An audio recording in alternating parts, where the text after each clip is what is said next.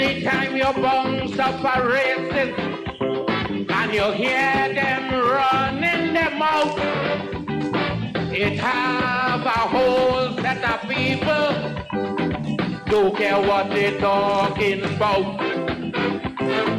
A racist is someone living happy and all their family doing well.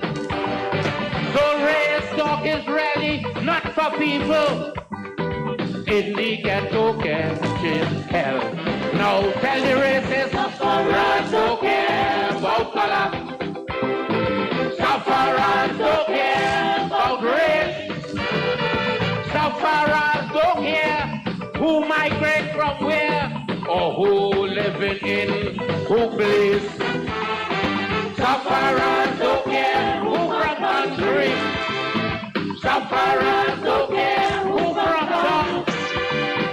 Sufferers only want to hear when their food coming from.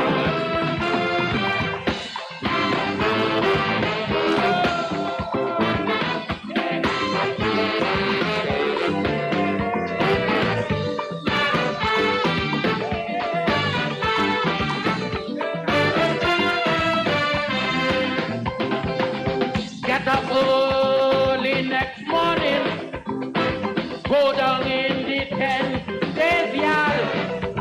You see so much different race, so much different people line up with the ID card. Or visit my village called Talparo, where they get no water for years. So much different race, so much different color, with a bucket they don't shedding tears. Now tell the racists, sufferers don't care about color. Sufferers don't care about race.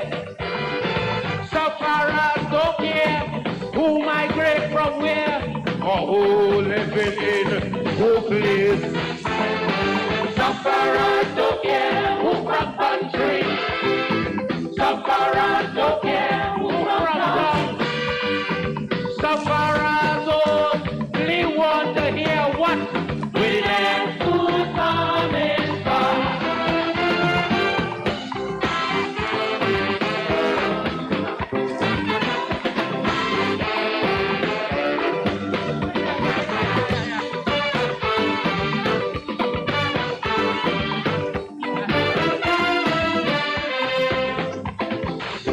Visit the General Hospital, and I know that you would be shocked to see so much different race of people line up waiting on one dock, or pay a visit to the AIDS ward where they find no cure as yet.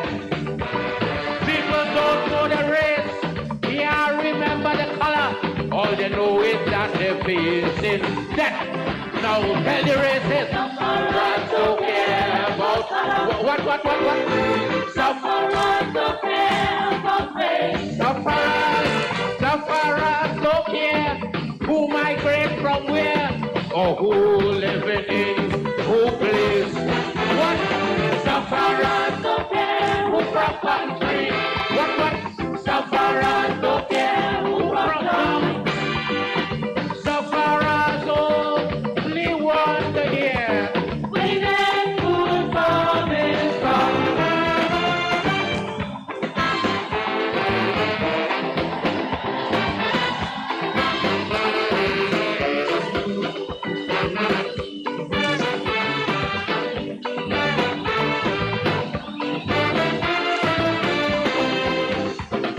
A racist is someone who has something that they want to protect. So they will always keep on talking the race talk till the day of the death. But poor people, we have nothing. Don't know where the next meal coming from. So I want you to go and to tell all the racists, suffering makes us one. Tell the racists, Sufferers don't care about race. Sufferers don't care about race. No, sufferers don't care who migrate from where or who living in who place. Tell the racist. Sufferers don't care who's from country. Sufferers don't care who from town.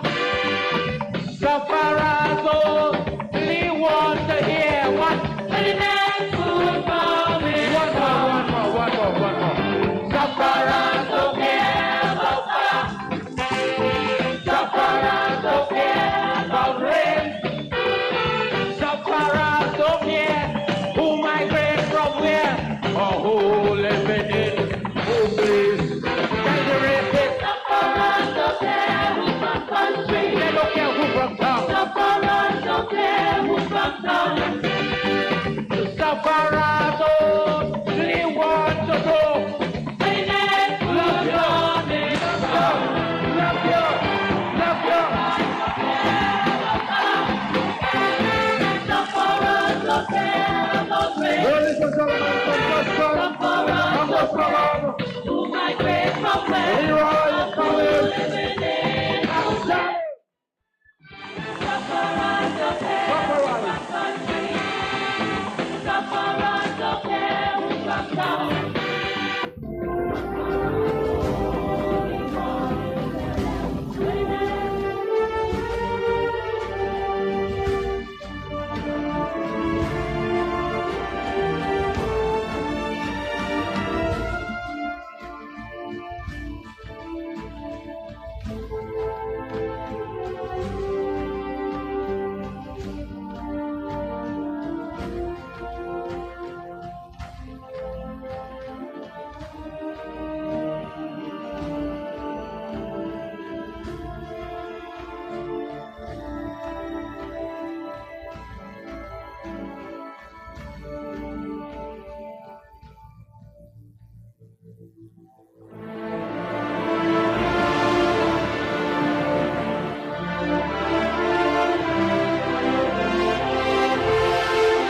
Good afternoon, ladies and gentlemen. My name is Renison Jeffrey, and this is the Workers' Rights Platform. We are broadcasting live on the Workers' Rights Network. Now, today, we had a well-planned live for you today, and I say had, because the rest of the team, I didn't see them show up as yet, so to the many of you that are outside here, the topic today is we are attacking the many social issues that are taking place within Trinidad and Tobago, something that we would have been accustomed doing thus far. So this is the Justice Advocates program. Welcome. The show is where we tackle real issues affecting the people of Trinidad and Tobago, from corruption to injustice, from poverty to workers' rights. We expose the truth that the powerful don't want you to hear, and that is a fact. Because there was a time that we would have entered a meeting in the Chatham area, down on this side, a matter of fact, that is Point 14. And the people in Point 14, we would have asked a multitude of questions on behalf of the people that we would have represented down there. And up till today, we would have met with closed doors. So this program here is shining a light to the man in library. I apologize to you. I am going to be there as soon as possible to highlight that issue that is taking place on the stretch in library. You would have contacted me. But over this whole hectic carnival period, everything get mixed up. So are you fed up with crime and unemployment and government failures? Are you Trinidad and Tobago? Do you feel unheard and unrepresented? It's time to demand justice and accountability. That is what we are doing here. Join the conversation with us here tonight as we speak out for a better Trinidad and Tobago. So as I say, we are awaiting the guests, but before I go back behind the scene to see if they arrive, but if they're not here, the show must go on, right? So what we are going to do is play a clip here from our beloved Prime Minister, Dr. Keith Christopher Rowley. Let me tell you what he into. A mafiosi code. We keep each other's secret. It's only when you break rank, you go there and expose us, and for that, we're going to kill you politically. It's the code of the Cosa Nostra. As long as we stay together, we will survive together. And we agree not to breach the code of secrecy. It's the code of the Cosa Nostra. It's the code of the Cosa Nostra. We're going to kill you politically. We're going to kill you politically. As this government continues to champion crime and criminality in this country. As this government continues to champion crime and criminality in this country.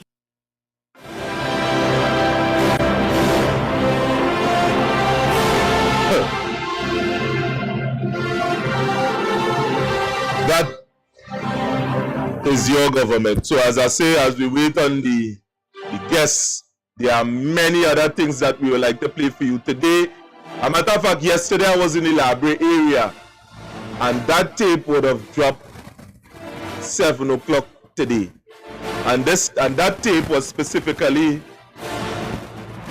about the center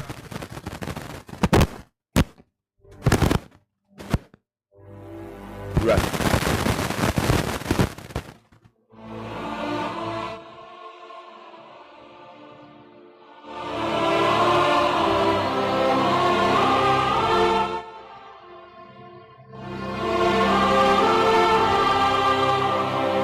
Right, so that tape would have been I taking a walk through library, talking about this center that they're going to open in library.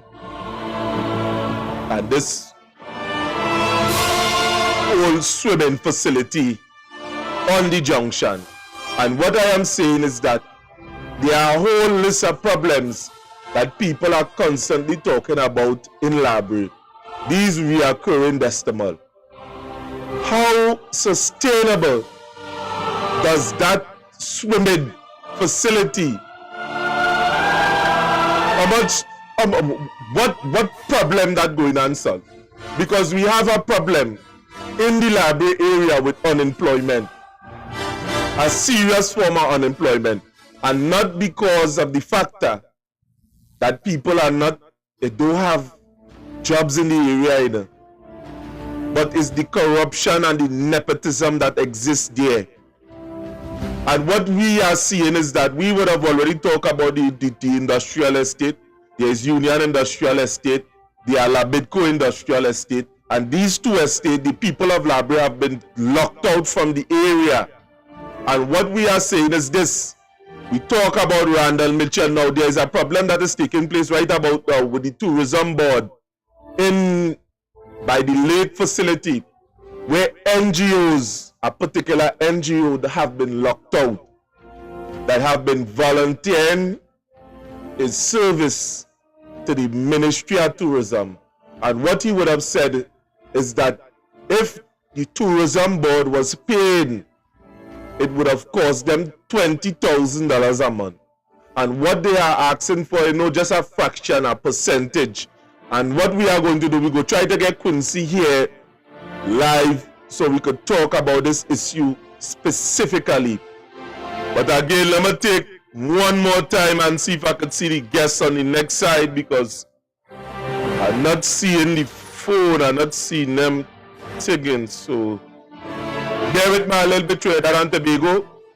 Again, welcome to the many of you. This is the Justice Advocates program, where we tackle real life issues, corruption, poverty, injustice, workers' rights. We expose the truth that the powerful do not want you to hear. And again, we are going to open the lines shortly that you could have your say. you, the people of Trinidad and Tobago. So again, bear with me. Candace supposed to join me and a gentleman from Tobago. So hold, stay on the live, share the live while I get in contact with these people.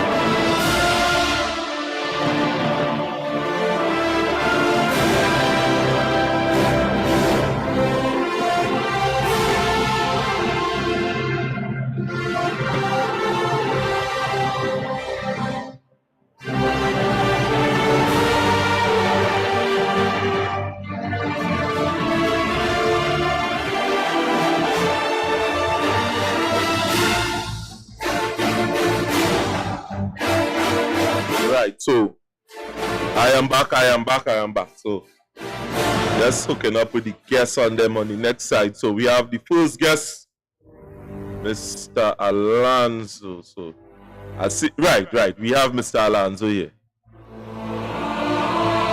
Mr. Alonzo, are you hearing me loud and clear on your side?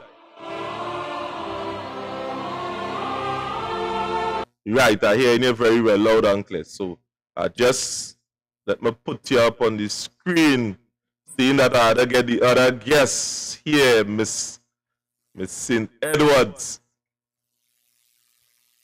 Right, so let me put you up on the screen so the people, the viewing public could see who I am speaking with here.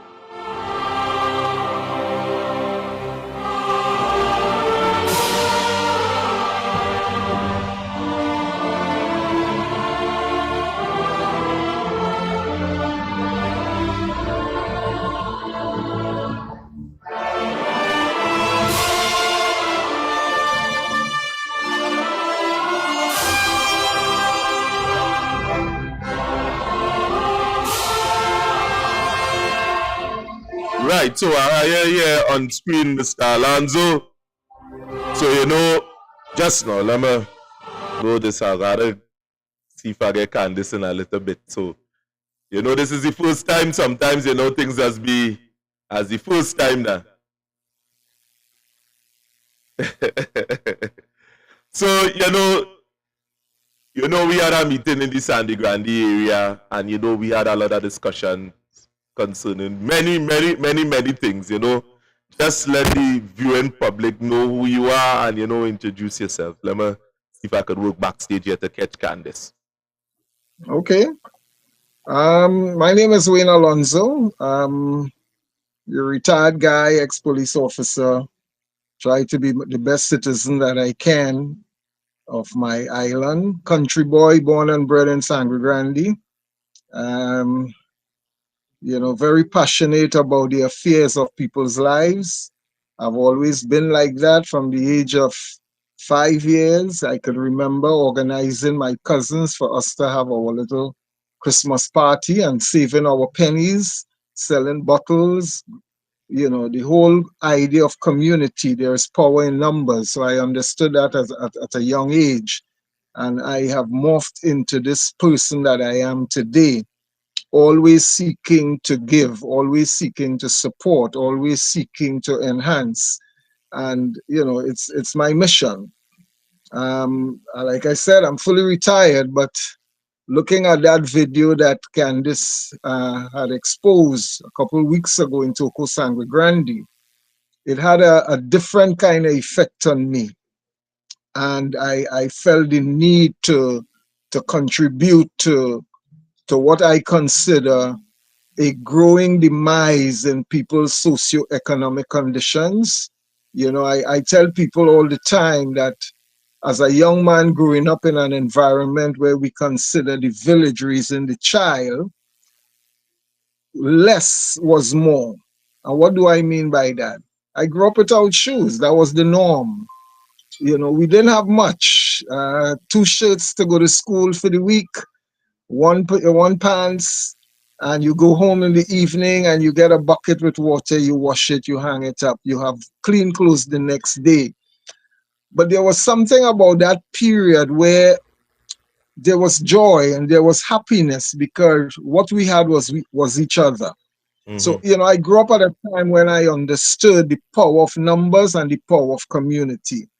And so I have seen the transition, this evolution of losing what I consider the real value of life with the, introduction of technology and phone, where people are not communicating as much as they used to. People feel that they don't need each other as they used to. But I always said that, a pants will always have 2 front pockets, maybe 2 back pockets. It's standard.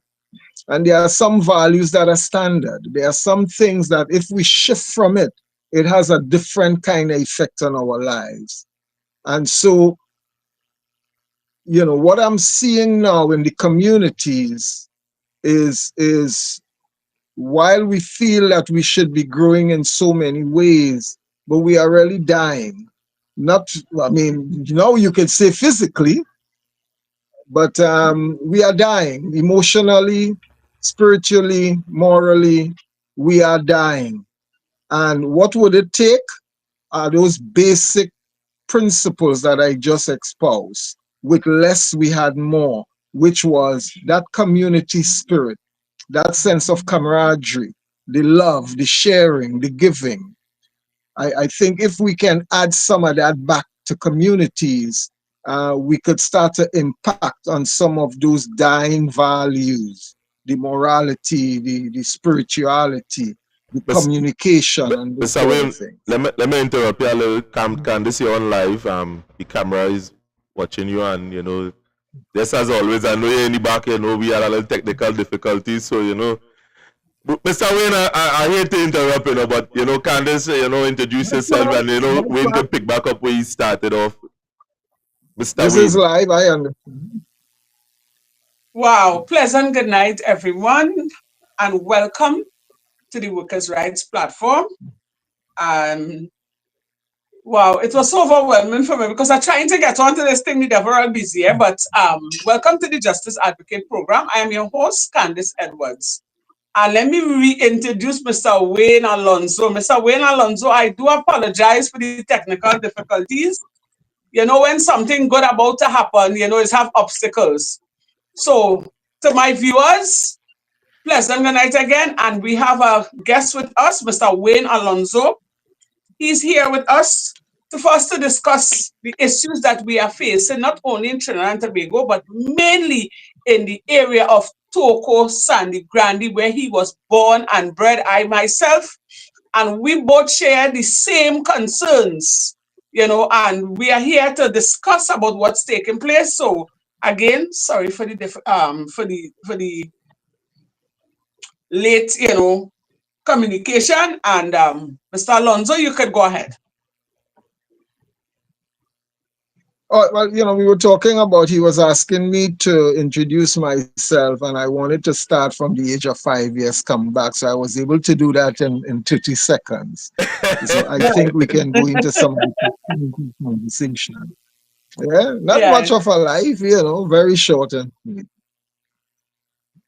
Go ahead. okay. Yeah. So Well, you again, know, like I said, go ahead, go ahead, go ahead.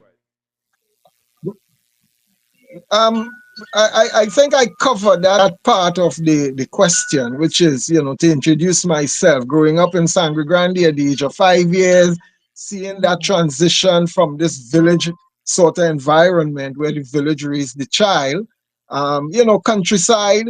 You don't ask for much. You get up in the morning and you tote your water and you get your bake that was baked with fire on top, fire below.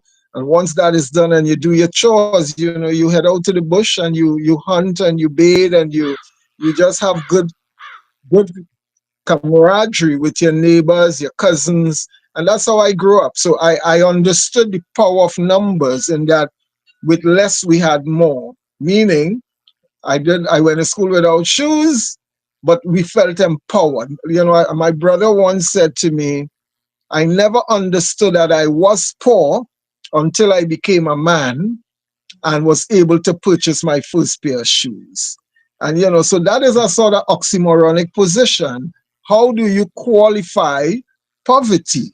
You know, people think that poverty is a lack of stuff. But poverty, in my opinion, is when you put the emphasis on the wrong values of life. You know, there's a saying that goes, you tell me I'm poor because I have no money, but I say that you are poor because that's all you have. And so there are other values that we need to engage so that we can understand that if you and your neighbor are not getting along, it means therefore you are dying from some value that can enhance both lives. So one feel that because they have enough money to build a wall around their house and they can buy a big TV, then you are a prisoner in a little space when there's so much around you that you can share. And so it is on that basis that my passion is always seeking to show the other sides of life in terms of the difference between happiness and joy. One could be conditional, one is intimate and personalized. You know, poverty and what I would call true riches. So, you know, we continue to confuse ourselves, and because we are so confused, we take in stuff that we see and we hear and we put a value to it. For example, if I saw my neighbor buying a new car and he has a nice new car, then I look up to him with a different kind of respect. A guy go to school and he comes out with a degree, I look up to him with a nice, you know, a different kind of respect. But I always go back to a particular president who has so much power and so much wealth. Yet still, the average guy on the street will say, is he really smart? Is he really kind? Does he care about people? So those values, those values that one cannot touch, in my opinion, is where the real emphasis ought to be. And so once we can look at that as a foundation for our conversation, then I think we all could start on the same page, so to speak. Okay. So, Mr. Wayne, as you know, and many other people know, we was in Sangre Grande last week, Saturday, and we would have started our own groundwork, right? With the Voices for Change. I want you to elaborate a little bit about that so we can tell the public what, what we intend to do, what are our intentions, what we intend to, probably gain by this movement that we have going forward. Seeing that it was just our first meeting and we had quite a large turnout. And, what is the plans that we have going forward? We have quite a few people who is on board with us because, as we would have said, this is not about the parties. This is about the people, right? Who would have suffered the neglect over the years. We would have been met with lies and promises that was never fulfilled. And, we, the people of Northeastern Settlement Area, we are saying that we are so tired and we are so fed up and we want change. So can you, tell the public a little bit about what what are our plans going forward? Well, before we can talk about going forward, let's work our way back and discuss or let people know why I am involved and why I'm sitting here with this set of passion that I have now regained. I saw the video in which you featured. I saw that video in Sangre Grande, the poorest constituency in Trinidad, and the poorest part of the poorest constituency in Trinidad. The reason why this was so dear to me is because that part of Sangre Grande, as the chairman of a foundation that was started by my brother, we started a foundation that engaged single mothers. The reason being is that he had a child out of a single mother, and not for any fault of his. By the time he went back to meet with the lady to say, hey, I'm here to give you all the support, she had removed herself from where he knew her, and he never knew where she went. It was years after that she knew that she had bore this child, this son, for him. But in making an effort to reach out to the child, he was told, you are not to come around this child only because I am now married and my new husband would prefer that he takes full responsibility. So in the interest of the child and the mother, he decided to stay away. It was 8 years after, and within that period, he descended with his health, diabetes that transferred into kidney failure, that subsequently transferred into blindness. At that time, I was living abroad, and I was at my mother's home that weekend when this young man walked into the living room, and he said, I am here to see my father. Now, once I saw the kid, I knew he was connected to us because he had the same feature. Walked into the bedroom and I said, bro, there's a young man out there who wants to see you. He said, he's your son. He said, bring him in. And I stood by the door and I watched my brother in his blind state take his hand and felt the face of that child. And he broke down in tears. Well, I found out subsequently the story, what happened. And my brother said to me, what I couldn't do for that child during that 8-year period that he was absent, I want to be able to do it for others. And so he started this foundation. He called some of his friends. He asked me to take charge. And we went ahead talking to the school from which we all went, which was the Sangre Grande Government School on Oropuch Road. We went to the principal, and we had this demographic that he was seeking, which is children from single parenthood, and not just single parents, but single mothers who were experiencing antisocial and anti-academic behavior. we asked the school through the principal to find those children for us. We knew no one, so we had to rely on them. From the 13 children that our finance could have supported to mentor, 9 of those children came from the back of Northeastern settlement. I knew those children personally. I knew the mothers. I was part of their growing up in terms of their academic, dealing with some of their social issues. And so I recall one day there was a food hamper drive up on the Orupuch Road, or on the Toko Road, I think it was.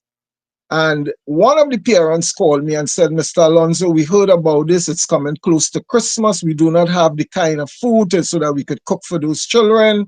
Could you take us? And I left where I was living in Bartaria, came up to Sangre Grande, 5 o'clock in the morning, because the advertisement asked for persons to be there at 6 a.m. that morning. And we got there at 6:15. We saw no one arriving, we saw no one leaving. All we were told is that whatever was planned was cancelled. Now, I have 6 mothers in my car, 6, because they had to all, pack up. I couldn't leave any one of them. And when I got back to Sangre Grande, I could not send those ladies back home without a bag of food because they made the sacrifice. And that day, I took them to the market, and from the market, I took them over to Mirage Grocery. And that was my personal cost. I won't discuss the numbers, but it was a hefty fee from my bank card that I had to spend to make sure that they had the basic, the rice, the flour, the sugar, some meat, some beans, and took them back to their home. So there is an intimate relation that I've had with persons there. In some of my research in that neighborhood, I was told of a 12-year-old child, a young lady, whose mother had to leave home at 4 o'clock every morning to catch the first maxi coming out of Sangre Grande to head to Port of Spain, because she worked in Port of Spain as a security officer. So she left her 2 children, a 12-year-old girl and a 6-year-old brother, at home before they could wake. The 12-year-old girl was responsible for caring for her little brother to make sure that he was dressed to go to a neighbor. He wasn't even in school. He had to go to a neighbor who she paid to care for this child. And that 12-year-old girl, on returning home, there was no food to eat either, because mommy is now coming home from work. And sometimes she gets late relief, so she's coming home 7 o'clock and 8 o'clock at night. And during those absence, there was a 16-year-old young man who just used to be hanging out on the block that was having sex with that 12-year-old girl. Not that she wanted to, but that was the only person who was bringing food for that child, for her to feed her little 6-year-old son. So I understand the socio-economic issues taking place in that community. And so when I saw that video, Candice, I saw a resident, a citizen, going to someone who, in my opinion, it is the best place to go, because it is under the politics that create policies that can and ought to address some of these socioeconomic issues. And in asking that question, what I saw is what bothered me. That a prime minister in waiting, I don't know if the boy ever went to Sangre Grande and understood the conditions that we are suffering with there. Calling on your MP to address a basic question, a question, in my opinion, that every at-risk community, every vulnerable community in Trinidad and Tobago ought to be asking their representative. Sir, what plans do you have for the young people of my community? That was the question. And, I have nothing against the MP. He's doing his best that he can. And I saw where he made the effort to come to you he moved his hands in a motion to start to respond. And his leader, the head of, well, the person who is touted now to be the head of the party, the head of the country, walking to give him support so that he can now make an impression with the voters who would want to put him back in government. He pulled that guy away from you. And when I saw that, all those mothers, all those children came before me at that moment. And I had to find you because I empathize with your situation. I felt what you were dealing with. You were not representing yourself. You were representing those very children and those very mothers that I had a heart for, that I mentored. And I knew that I had to get involved because at my age, like I said, I'm fully retired. And personally, I don't need any intervention from any politician. But I said, if I were to stay silent and if I don't make a contribution, we can see a continuum of what we have been suffering because the thing not getting better, it is getting worse. If a 12-year-old child almost 8 years ago could find herself engaging in sexual relation, not because she is probably wanting to do it, but by virtue of her mother's situation, she is doing something that she has no business doing. You can imagine what is happening to 12-year-old young men, 14-year-old young men who might be forced to go and sell marijuana so they themselves could be able to buy a box of KFC. And in reaching out to some of my friends, I was able to meet you. We spoke. And in response to the question you're asking, we have decided on a mission to see how politics, through its policies, can have an impact on persons, either for better or for worse. Because that is where we are. Nobody is standing still. It is either you're moving forward or you're moving back. And from what I'm seeing, more of the same will cause us to move back. And I don't want to be living in a society where I am afraid to walk the streets that I grew up in and to have young children being a liability to my personal safety because they don't know me and they don't know that I can be an asset to them. I'm just another human being that may have something that they need to transfer into a cost, a value, whether it is a phone that they could sell for $100 so that they can eat and drink, and that can cost me my life. So I took this very, very personal.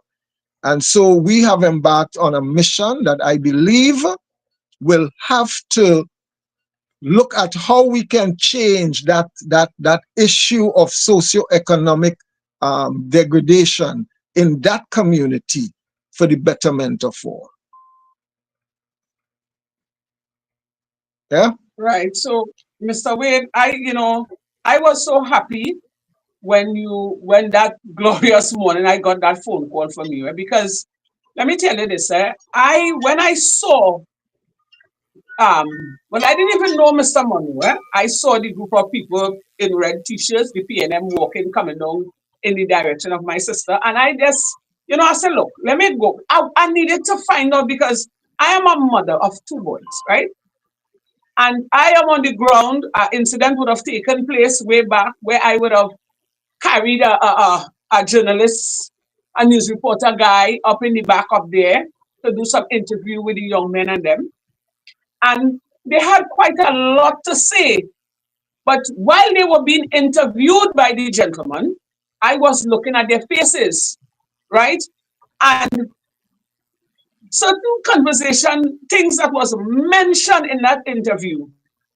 Now, there is truth and there is false, but there's lies. But you're actually seeing that the young men, mostly the young men, they're crying out for help.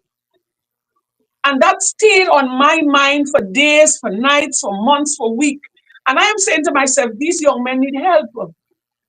Because if they are being left alone, because some of them, they don't have jobs, they may not have, the family might be poor, They may not be able to be privileged to have 3 square meals a day.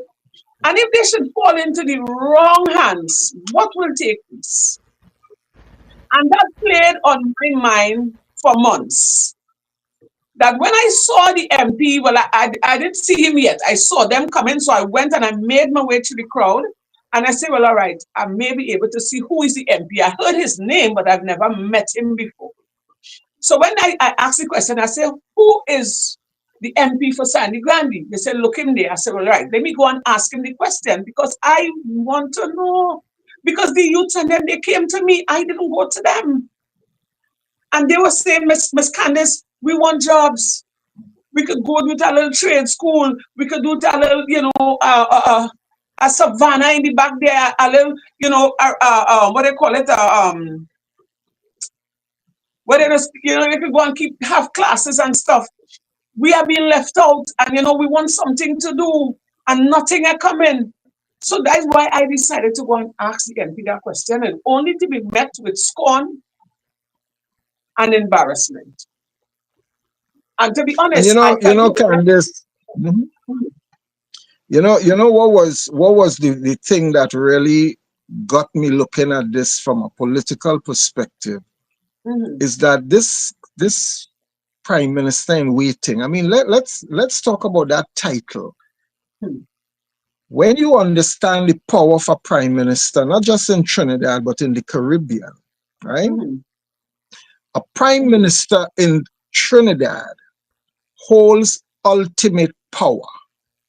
And a lot of people don't understand how the constitution that we live under is responsible for that. Because in our constitution, there is this thing called the doctrine of collective responsibility.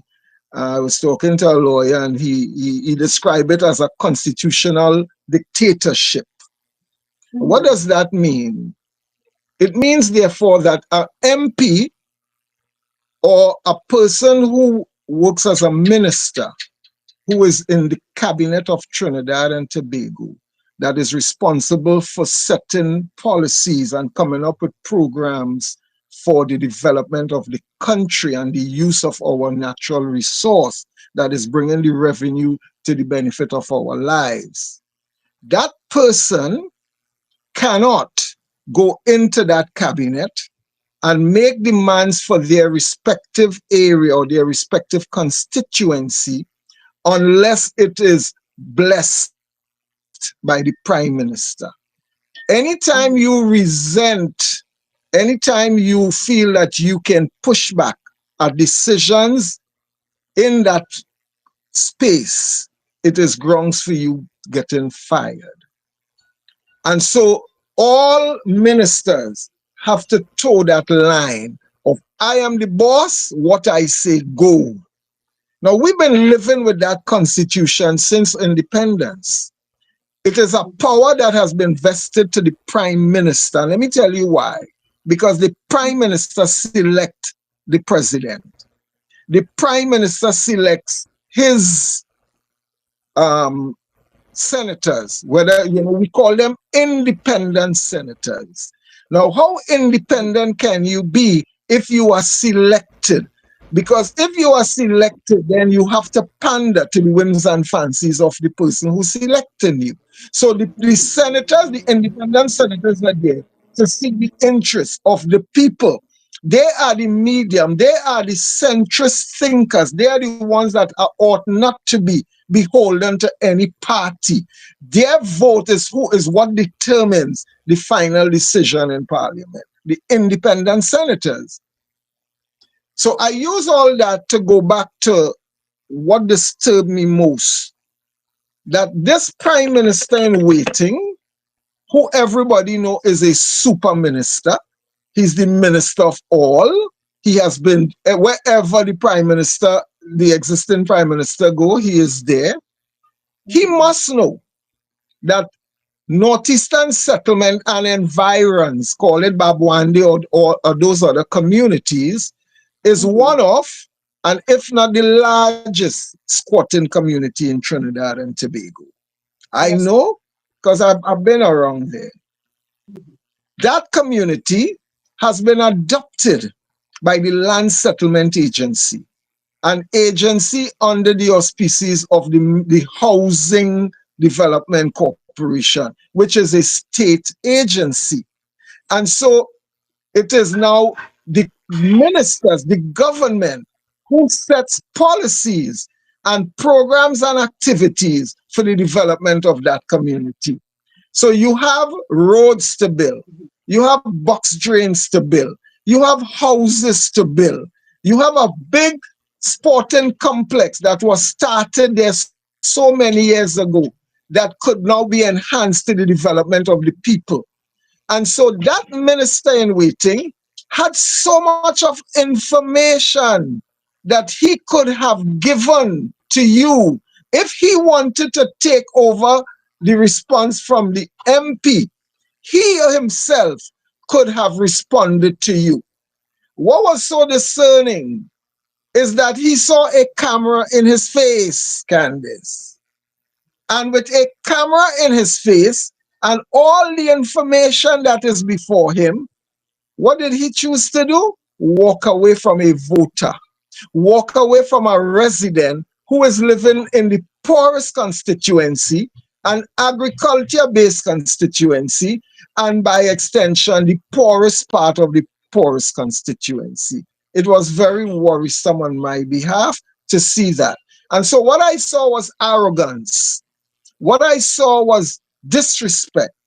What I saw was, I don't care. You're not important. He probably heard something about you. I don't know. But that cannot be the basis upon which a person who is a prime minister in waiting to represent all the people under the control of governance, that is no way that you're expected. Because you know what? All the prime ministers in the past was enjoying that same power. All the prime ministers. But you know what? They treated that power with a sense of respect, a sense of concern. They took time to listen. And let me tell you why I know that. Because I have been involved in the politics in the PNM for many years. I ascended to represent the Barataria constituency, even at the position of going to Balize House when they had certain decisions to make. I was the public relation officer of that constituency. And I remembered back in 2007, the person we selected, the executive to represent that constituency, we went to Balize House with that individual. And one time they sent us back, look for another candidate. 2 times we went back with him. 3 times we went back with him. On the 4th time they pulled us outside and said, we want someone else. And I asked the question, if you want someone else, tell us who you want. Let us work together on this. And the person who came to me, which was, the deceased Martin Joseph, ex-minister of national security, he said, well, we can't tell you that, but bring somebody else. And we went back on a 5th occasion, Candice, with the person we wanted. Because we knew if we were bandied around this individual, we will work our butt off to give him the win.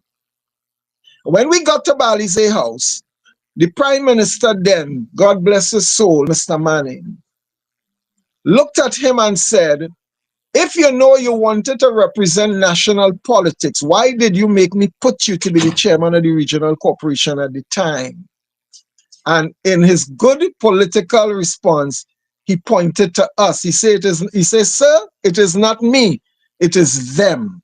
You know what he was referring to? The constitution of the party. The party said that the representative is selected by the executive of the constituency.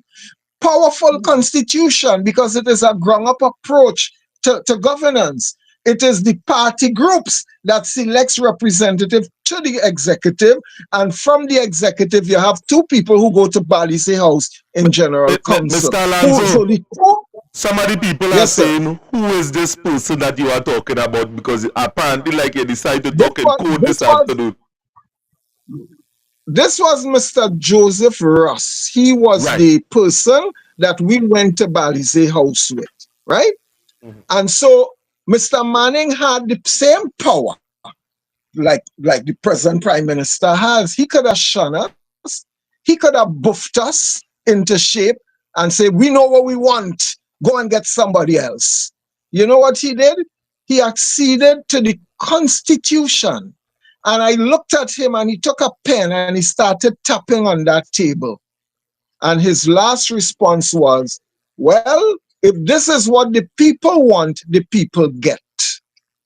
And we got Joseph Ross. It was the last PNM representative that Barataria Sawa has had representing the People's National Movement. Subsequent to that, everything else was the UNC. But I say all that to say this. I have seen over the years people coming in to that party from crossing the floor from other parties just before an election. This happened just in the last local election. You had two representatives, one from Chaguanas, one from Arima, who crossed the floor from UNC. And in less than 2 weeks, were given safe seats to fight local government election, and no dog barked.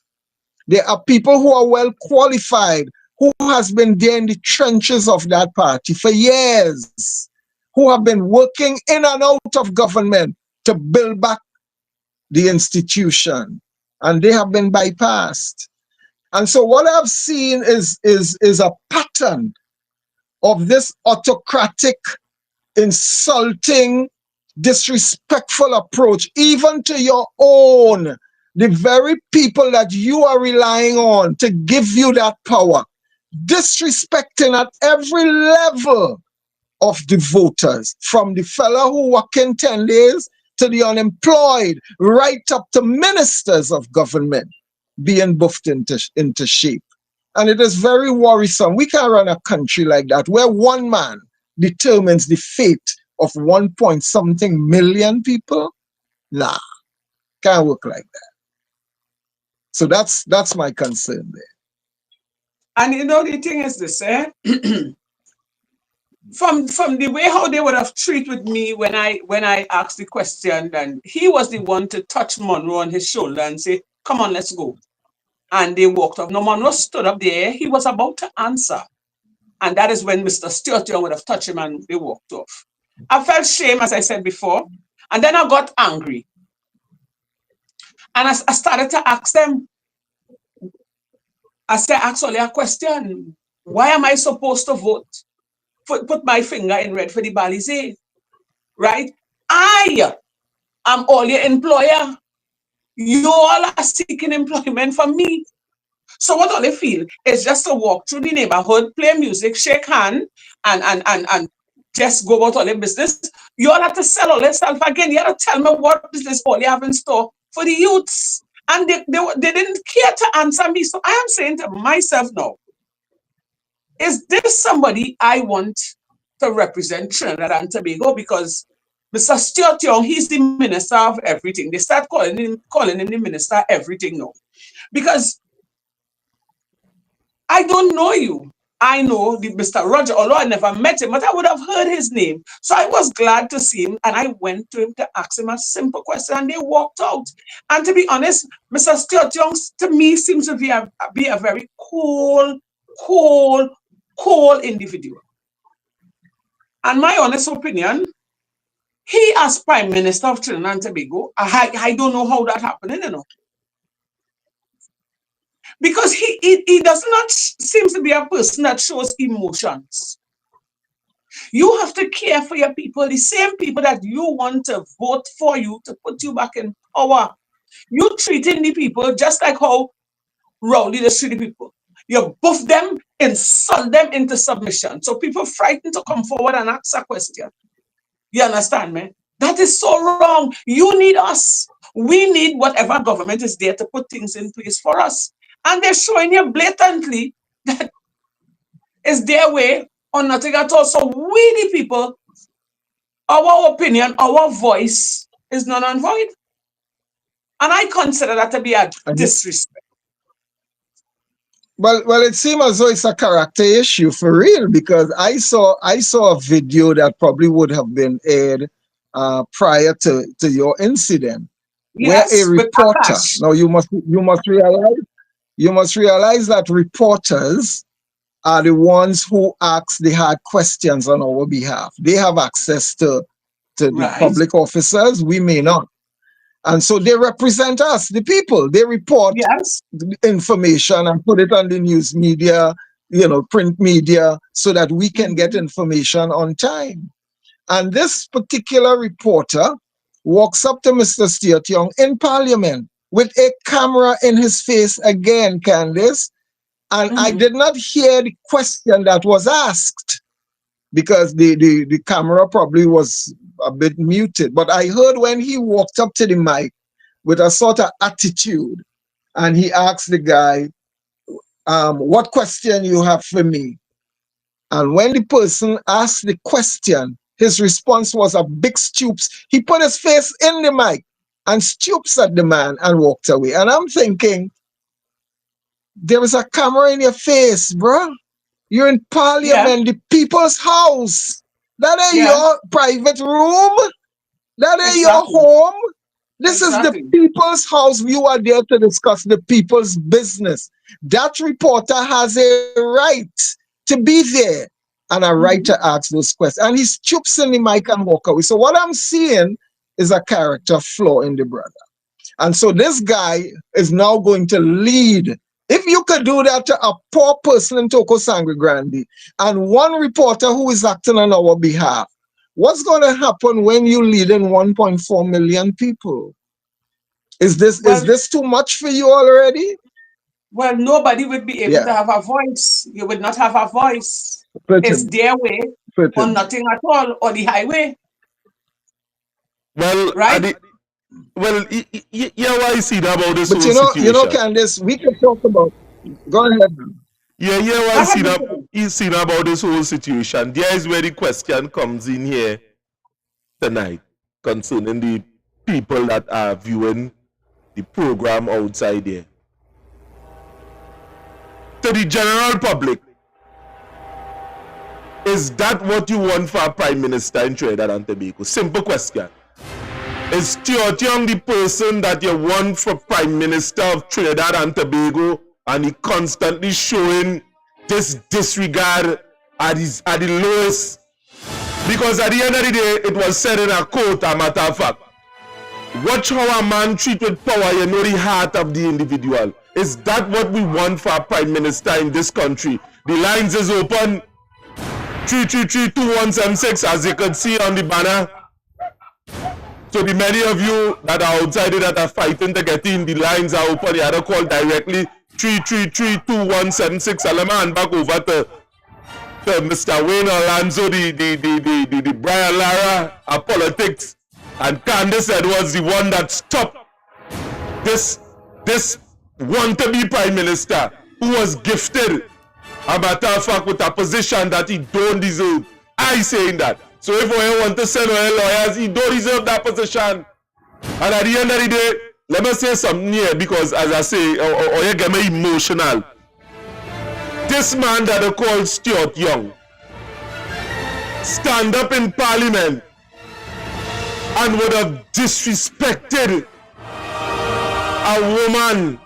Let me forget titles here. Kamala Prasad Bisesa was a woman, is a woman, a matter of fact. And at the end of the day, just the other day was National Women's Day.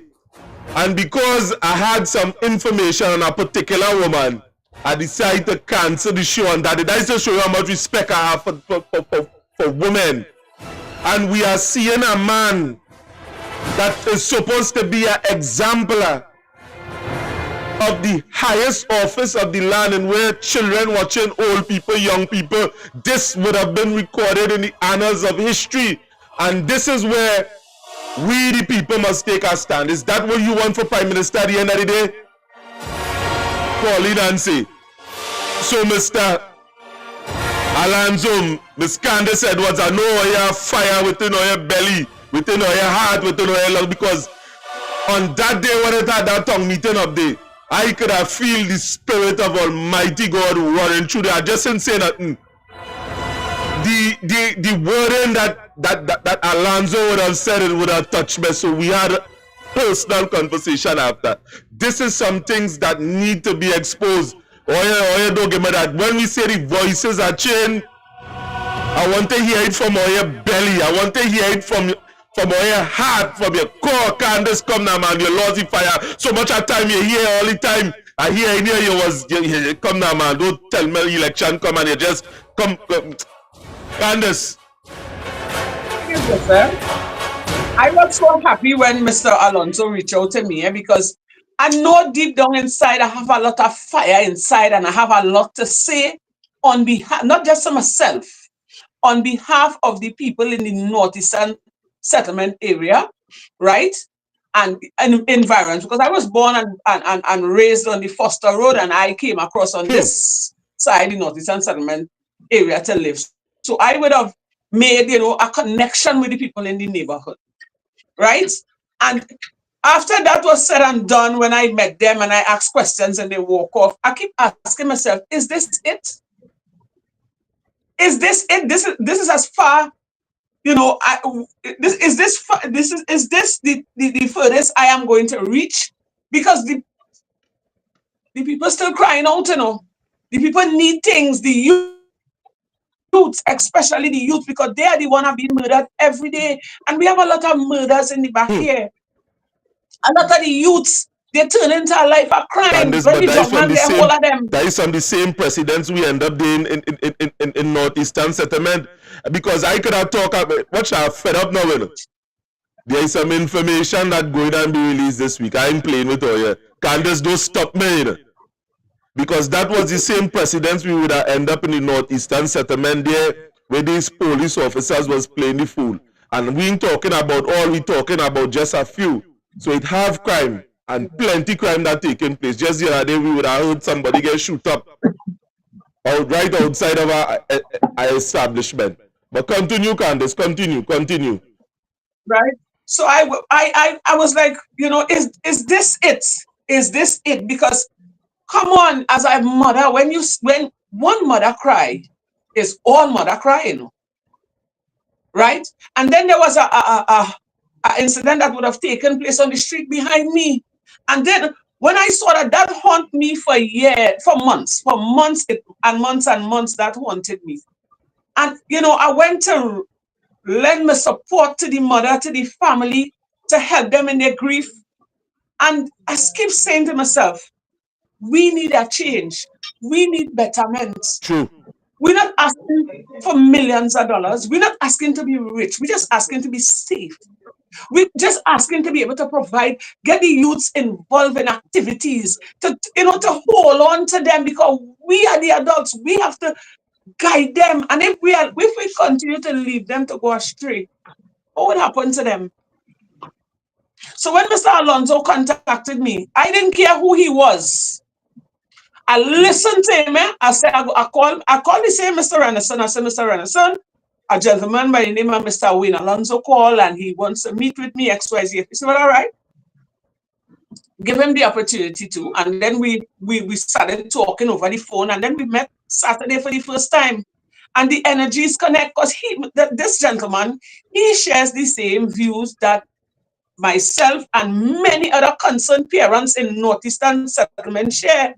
Because a lot of people going through the same battles where they are not safe. They had to look out for the police, and you had to look out for the drug lords, you had to look out for the bandits. So we, the normal citizens, are between a rock and a hard place.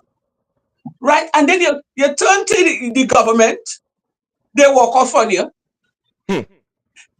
Nobody is taking you on. So we decided to form our own group. Right. Voices for Change. We were playing around with the idea, and Mr. Alonzo came up with Voices for Change. I studied. I said, yes, we're going to go with that. You know why? We, the people of Northeastern settlement, we are tired. Right? Now, we would have put our trust in the PNM government for many years. I was a die-hard PNM. You couldn't tell me nothing about no other party. And when I saw what my government did to me and my family, I said, nah, it can't end there. It must have a solution. And must something, we had to do something. So when we decided to keep the meeting, a few people came up, but you know what stand out to me the most in the whole meeting, although the meeting was good for the first time, you see the young lady that came from all the way in the back of the new settlement? She came and she stood there and she listened. She was a bit timid. And then she come and touch me, say, Miss Candice, I could say something. I said, yes, the mic is open. And it's like, while she was coming,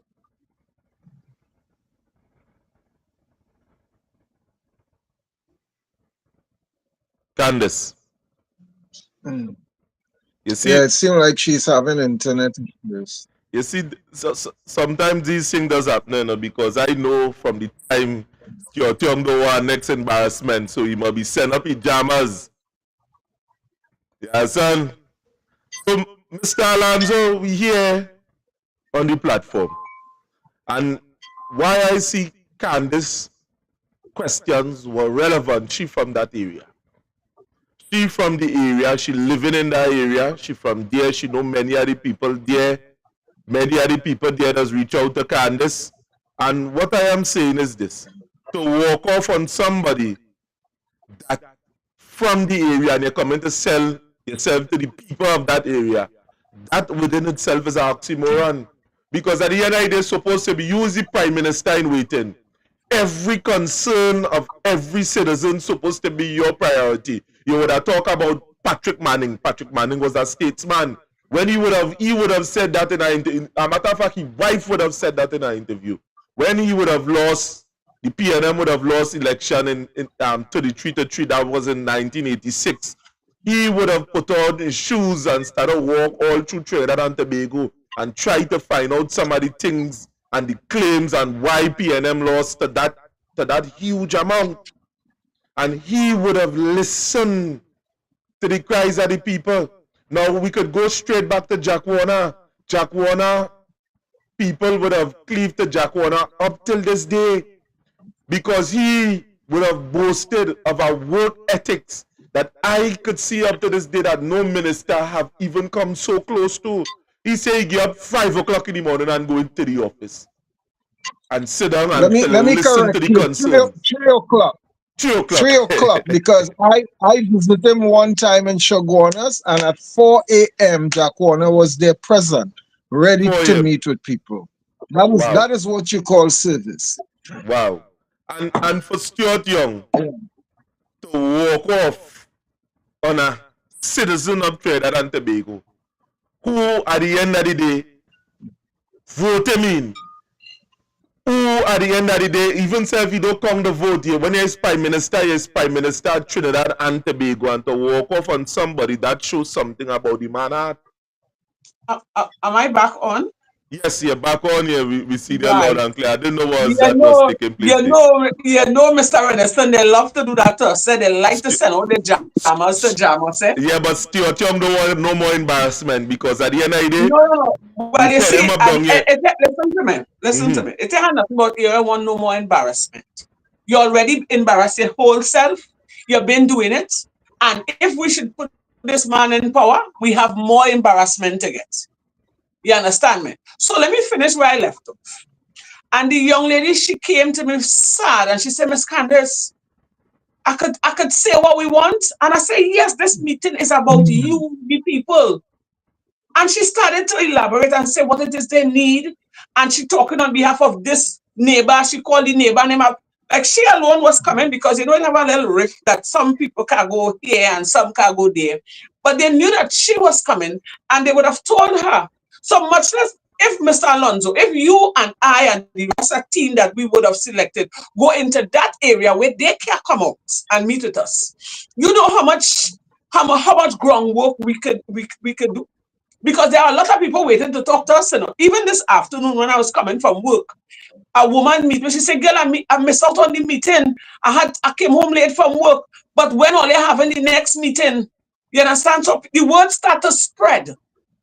The word start to spread because people are tired. People are fed up being left behind. And the behavior of Stuart Young, it clearly shows that if we should put that man back in power, well, not back, if we should elect him as the prime minister, dog will eat our supper. Dog will eat our supper. But So you know, Candice, we need. Go ahead. Yeah. I wanted to say that we need to escalate the conversation, because Stuart Young really cannot put himself to become the prime minister. It is we the people that will have to do that, right?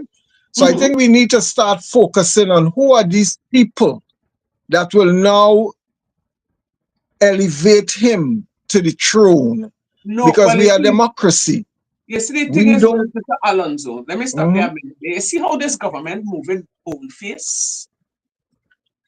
You notice these people moving with that kind of bold face, kind of force is their way or nothing at all? I wouldn't be surprised. I wouldn't be surprised if he or whoever overruled that and put he as the next representative to represent the party, you know. Well, he will become the prime minister in waiting, certainly. Yeah, he will become that. We have no control over that.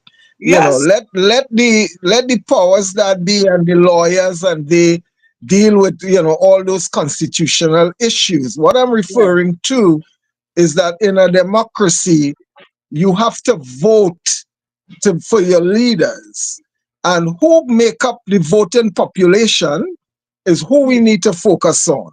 We, the people, decides who leads us. We, the people. But I want to speak more so to that respective demographic. And before I speak to that, let me tell you what the numbers dictate.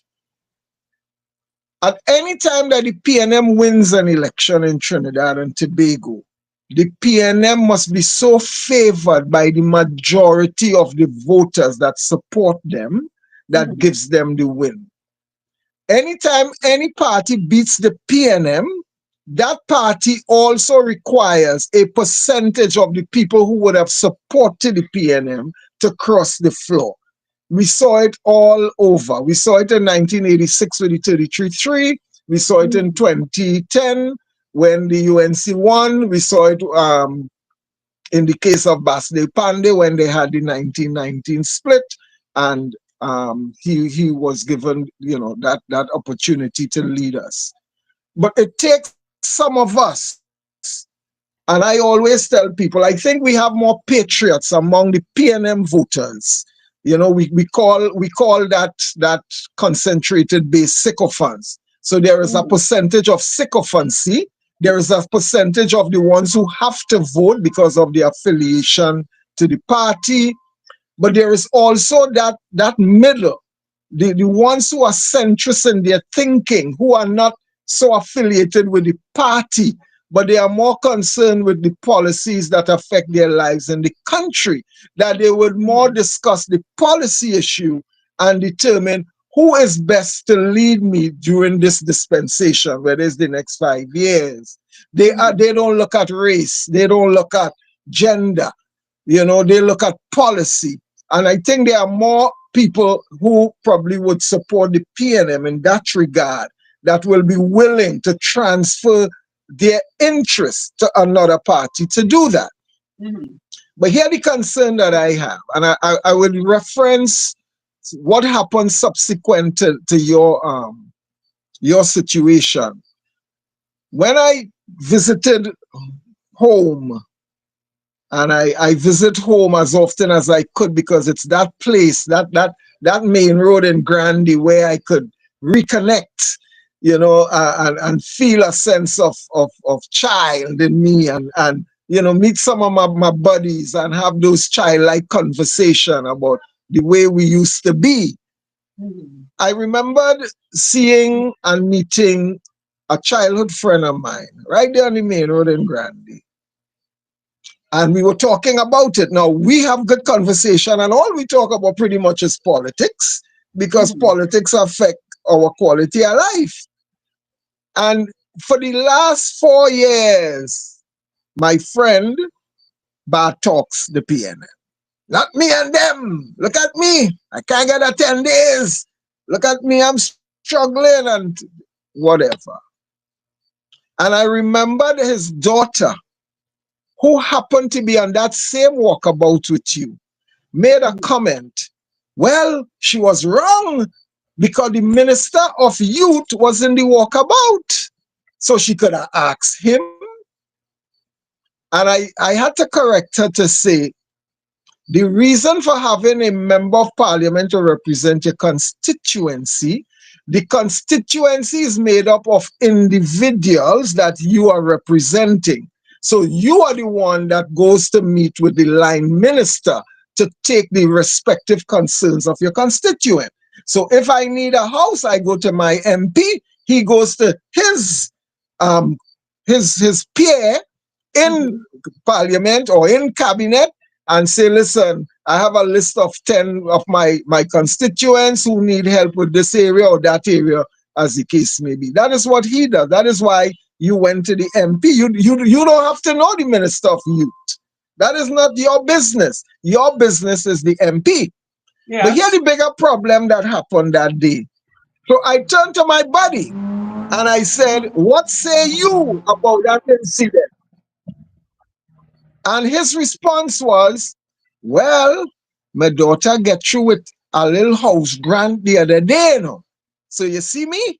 I supporting them now because it look like my name go get on the list very soon.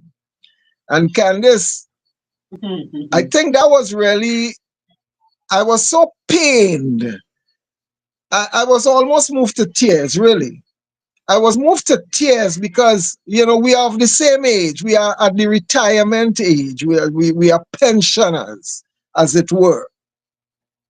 And I said to him, how long have you been waiting? You are squatter yourself. You need, 9 years ago, you got your own in office. He's your neighbor. He is someone that you could reach out to. And you've been waiting. They gave it to your daughter and they got you now to wait until after the election. So this is the modus operandi of the PNM. They select a few people in these large voting block so that that person who gets become the mother B in the community, and he or she will run around and say, hey, Olio, I get. So hold on, they come in. And if you need, then you have to make sure that they stay in office. And it's a very predictable modus operandi why we continue to be in the situation we're in. And so we need to start focusing our attention on that kind of voter. The demographic of that voter will more than likely be one who is highly uneducated. The demographic of that voter is one that will more likely be living in that kind of community. The demographic of that voter will dictate that they are unemployed or underemployed. But here the problem with that voter. But let me add one too. That voter. The demographic of that voter, I mean, it is a high form of illiteracy to a certain degree, in which they look at what is immediate over what is important. But true, just and there's good reason for that, because what happened is that voter is denied for most of that 5-year period. They are denied their basic needs for that period. And so just within that 6 months of an election, corn, you know, I like to use the term corn is spread around the constituency. So what is that corn? 10 days, contracts, grants, Alonzo, training, don't reach your contracts. all kind of opportunity comes out within that year. Don't reach your contracts, Alonzo, because it's Right. 10 Well, days and grants. a fella might get a little box. Yeah. It's only 10 days and grants the PNM give it. A fella might be lucky to get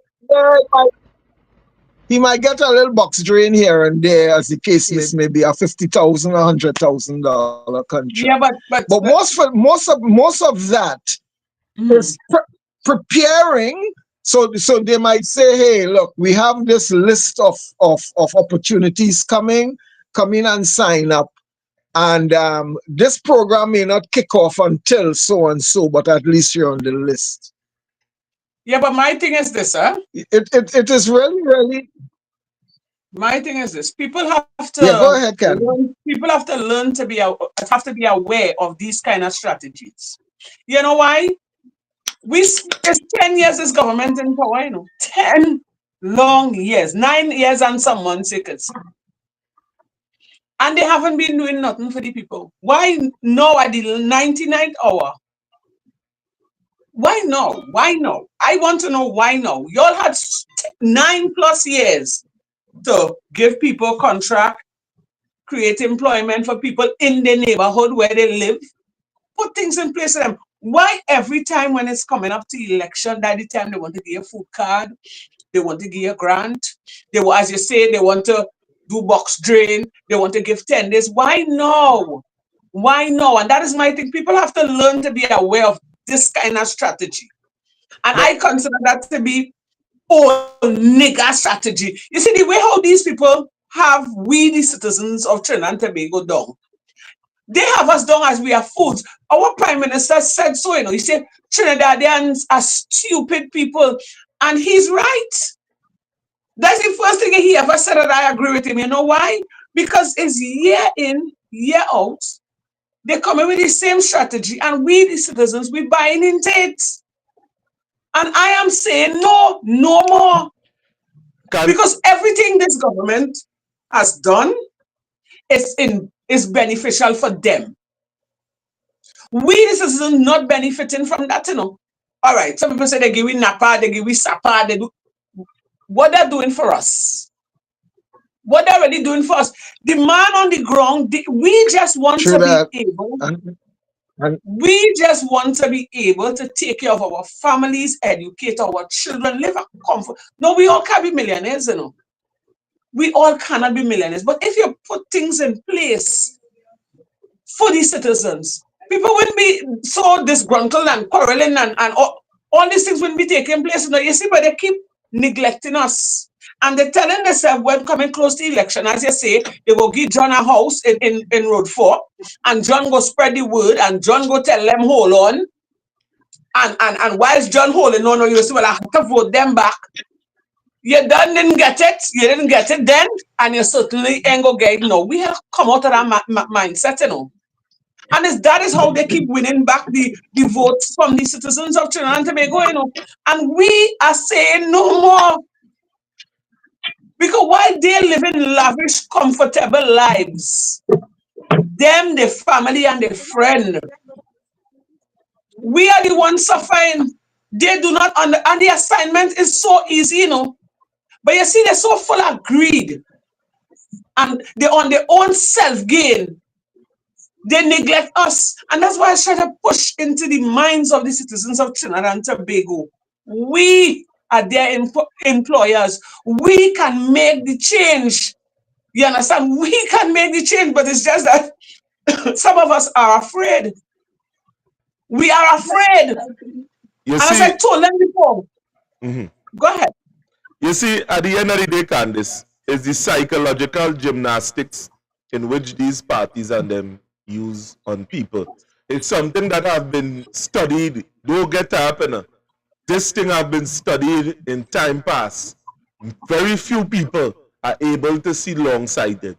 There was a particular individual, a Chinese master, would have said how to get a cat to eat pepper with a smile on his face. And one would have said, boy, feed the cat for some days and throw the pepper, you go eat it. He said, nah, you use guile, you fail. And next one says, starve it.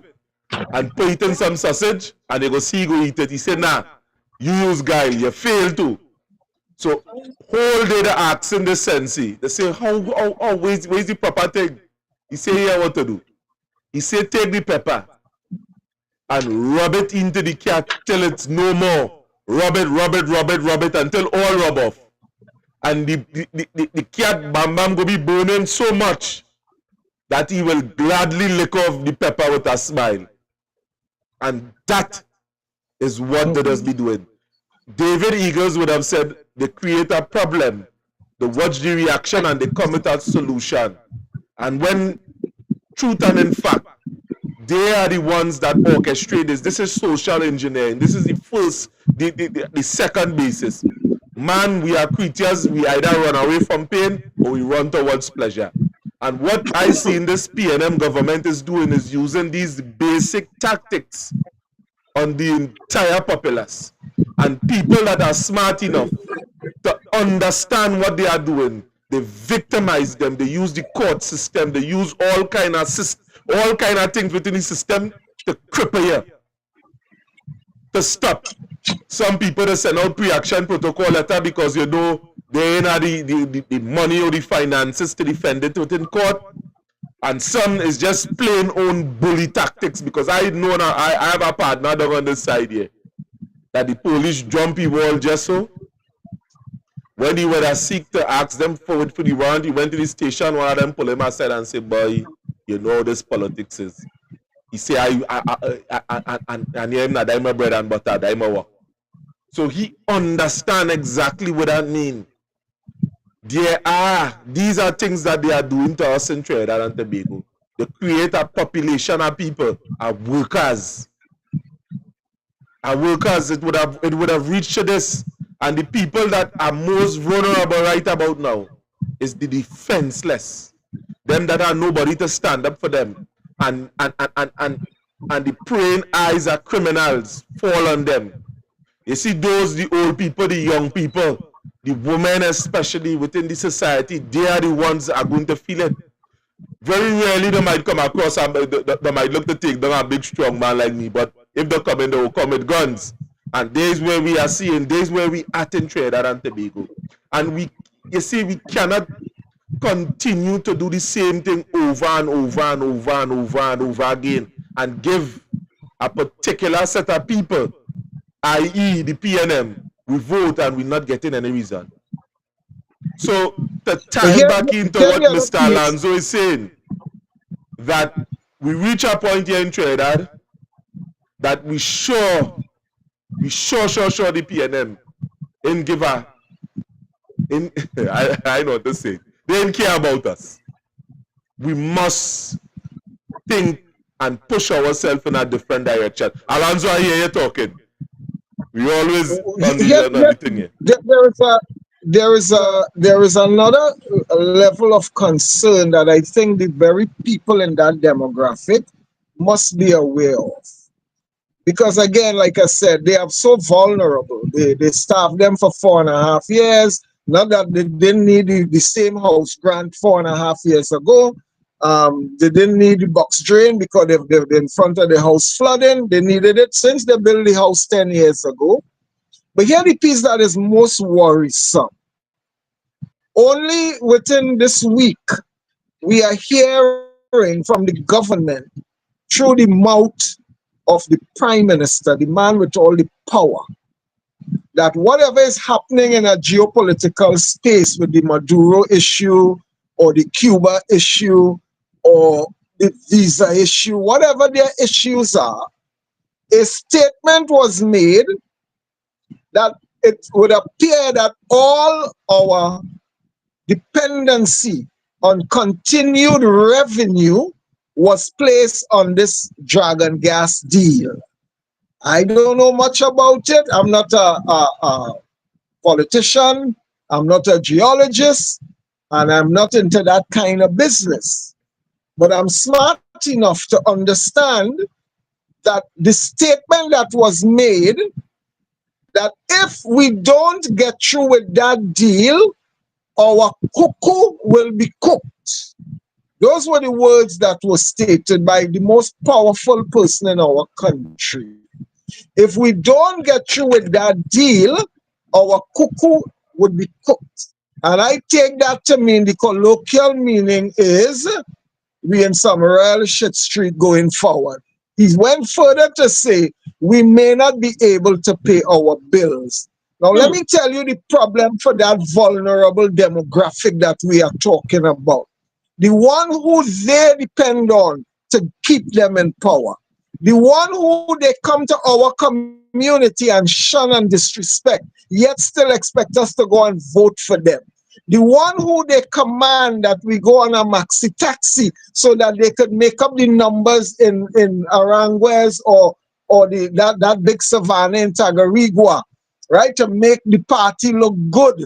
The ones who they will say to you, if you don't go, you may not have a work tomorrow. You are dependent on going. Let me tell you the problem with that statement that was made. Anytime a country find itself not being able to pay their bills, what follows is a recession. A recession where you now have to involve international agencies like the Monetary Fund, the International Monetary Fund, the World Bank, to come in and be able to now renegotiate all your loans, look at your debts, and try to ward off some of the persons that you're owing monies and the countries that you might be owing. Now, they would look at the fact that the excess that you had were going to what we call social programs. What are those social programs in Trinidad? We call them CPEP, we call them URP, we call them the food grant, and this grant and that grant. Grants are given to people in vulnerable capacities. Make work programs are offered to people in vulnerable communities and persons who has vulnerable needs. Now, if you have a situation where you can't pay your bills and you have to start to cut from your daily givings, who you think they're going to be cutting first?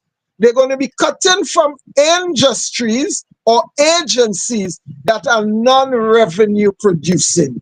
Because CPEP and the URP and the grants don't put money into the treasury so that they can pay the bills. Those monies come from the excess that we get from our natural resource. It means, therefore, the very ones that you're abusing, the very ones that you command to go on that bus, are the very ones that will be first in line to suffer. They will not be able to eat. They will not be able to send their children to school. They will not be able to jump on a plane and come in Tobago so that they could have a nice weekend. It means, therefore, all this airport matters to them. That mean nothing.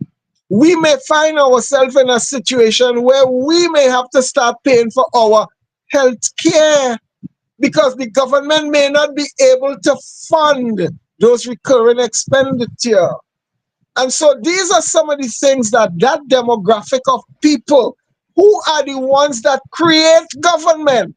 It is that demographic that creates government in Trinidad and Tobago are the ones first in line to be denied what the very thing that they are dependent on government for to keep them afloat, what you call living paycheck to paycheck.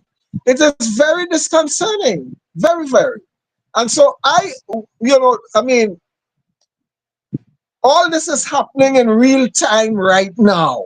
Nobody knows where this is going.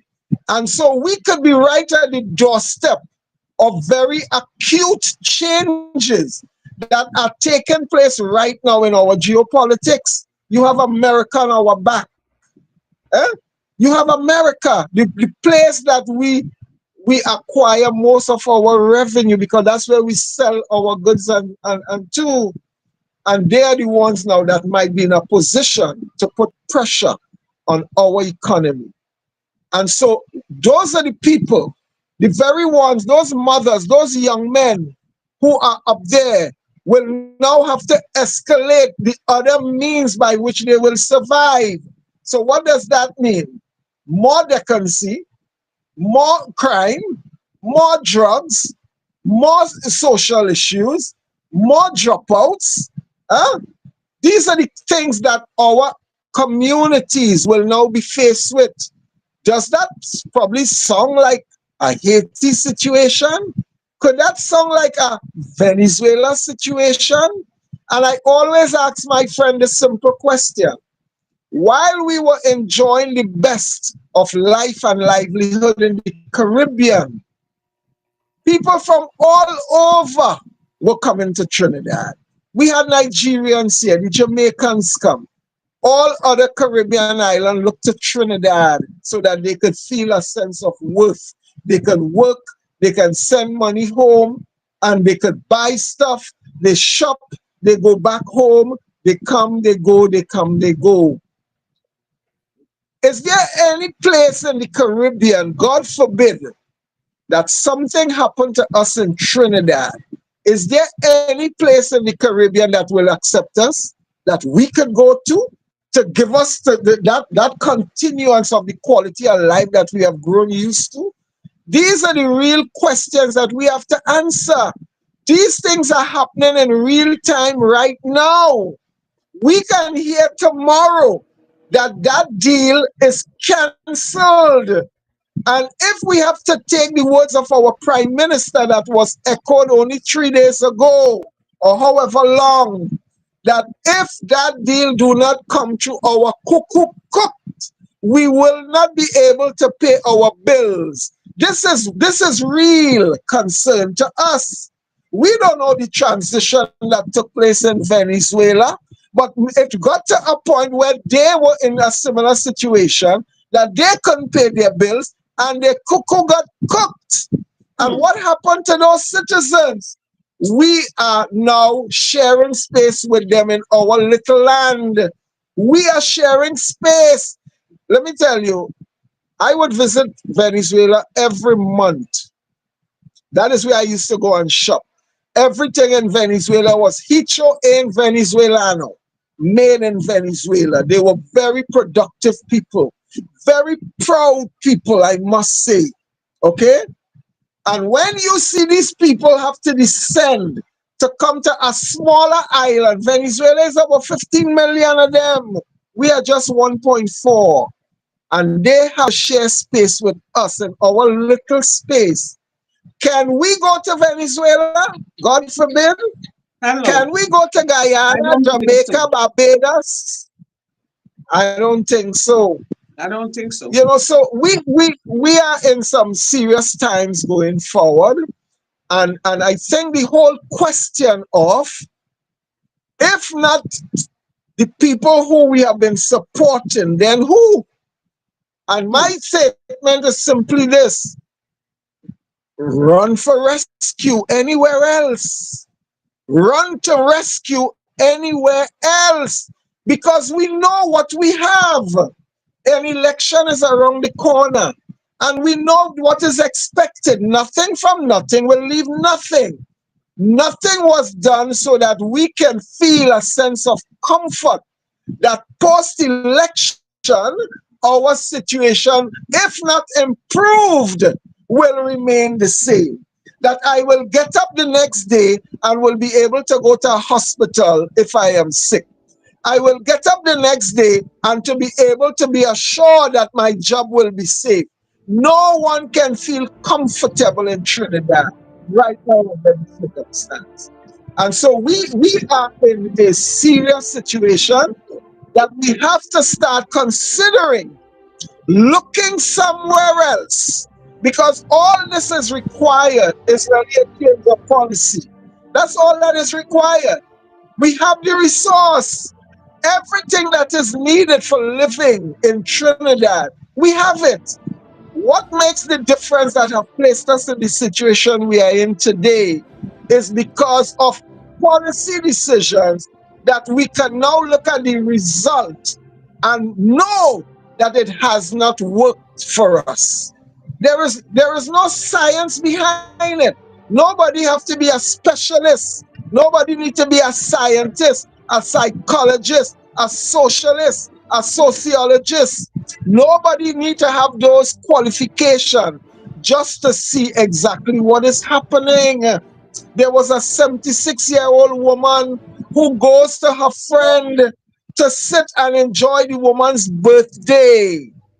And right where she's sitting having conversation with her friend, she picked up a bullet and died. And no one had the courtesy, no one had the moral desire to go and hug that woman's family and say, hey, we're here with you. Where is the love? Where is the care? Where is the emotion? Is it that they have been stymied because they have a position in government? Not that they don't have it, Candice, because we saw it expressed when one of their own died in a Yes. fire. And We saw them on the camera, falling down the place, tears down the place. the And behavior 2 days after more death, and those tears dry up. Where is the love? The behavioral pattern of these ministers is it's to me it Yeah. seems that that's why a lot of people will understand what I'm saying. If it does not affect them, then it is not a problem. It's a sad situation. We, the citizens, because you know that the gracious song, we love you so, we take good care of you. Right? That's the mantra, that's the song. But where's the love? Where's the love? Where is the love? You see, they fail to understand the assignment. They keep putting party in front of the people. Right? They are not seeking the interest of the people, They are seeking the interest of themselves. And Candice, you hurt my heart there when you say party, because there are things that is going on in the PNM party right now that some of the members and them don't know nothing. Some of them saying decision making and they know. So I have to say, judging from them statements, is only a selected few within the PNM party is who benefited. Exactly. And you see, that is something we, the citizens of Trinidad and Tobago, all of us have to come together and put a stop. If we only know how powerful we are as a people to stand together as one to tell these people here what's going on, enough is enough. You see, these people, this government, the way how they brainwash the people is as though they know what's best for us. And what we say goes. And the citizens of Trinidad and Tobago, we put ourselves in a submissive kind of way that, all right, if the Prime Minister says so, it's so, but you're dying inside. You're burying your neighbor burying his son, the next one burying his daughter. It's chaos and corruption all wrong, but you're still balling. Well, if they say so, what I am saying, no. We have to come out of that syndrome, because these people, they're showing you time and time again, it's all about them. Because look at, they make all kind of decisions without us. I saw a lot of people didn't even know they sell out Petrotrin. They sell out all kind of things. A lot of people don't know these things because a lot of us don't read. We don't listen to news because we just fed up.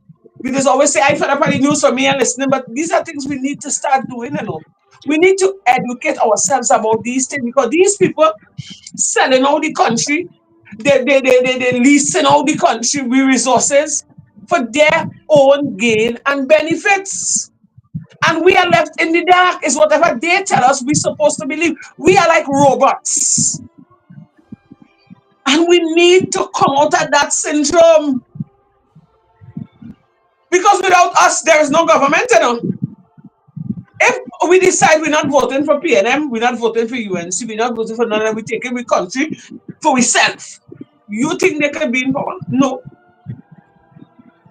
As I said before, not everybody in jacket and tie, you gotta trust. That's about little jacket and tie too, And as far as I see, all them PNM ministers, and I say this without apologies, all of them is bandits in jacket and ties. They're selling out. And Go ahead. Candice, you see, Mr. Alonzo would have said something. You see, I want to dwell a little bit more on that point. Because there are people outside here, Candice, that feel that the decision will not affect them in any type of way. And what Alonzo would have said in his statement is that when the government had to pay back and do certain things, is the most vulnerable will be affected first. Of And we course. are talking about all those government grants and them, some of them going uncut. Yes. We are talking about those who are on disability, that going Yes. uncut. We are Yeah. talking about the food care, the 10 days, the CPEP, all them things is Everything. going uncut. Because these are the things, when the Prime Minister take a fat salary, the ministers and them take the money, the judges and them get whatever money that they take. And you see, that is the Your thing. salary, Candice, yours, the 10 days, the little hungry little 10 days that they're giving us, the sprinkle us, the little corn that we get in, that going uncut. That going uncut first before the big salary. And then crime is going to be on the rise even higher now. And True. we, the normal law-abiding citizens, we are going to be left out in the cold. As I said before, you have to look out for the bandit and you have to look out for the ones on the other side of the fence and who guarding the guard. Yeah, well, right now, all of us are sitting ducks, you know. Right Yes, now, we all are. of us are sitting ducks. And it's We have frightening. been left. We have been left to defend our own selves. It's We frightening. don't feel confident. The No. people in this country, one, they are very angry and they are very scared. You know what I mean? You read every day, senior citizens, people just walking in their homes, beating up on them, stealing their goods, walking out. If they feel to kill you, they kill you. And it is, you are just another number. So it is like, who next? Because you know it's coming. Every day you could expect a law-abiding citizen to become a victim of crime. So who next? Do I feel safe? No, I don't. Because there is no guarantee that if something happened to me, that my family could feel a sense of justice. There's no guarantee. I am just going to be another number. So I have to live my life so cautiously, you see, so cautiously that I can depend on the system to give me a sense of protection. And that is what is scary in this country. And what happened is that you're going to increase that pool of decadence. You're going to increase the pool of criminality. You're going to increase the pool of antisocial behavior. You're going to have more dropouts. You know, one of the conversations we need to talk about is our education system. Promises were made by the government to give us a greater sense of identity and understanding as to who we are because of our education. Nothing was done. So what do we have? A high percentage of functionally done citizens running around this country, maybe because they are retained to provide certain sectors in our country for security work, working in fast food outlets. You're not supposed to rise. If we educate you, you might want to rise.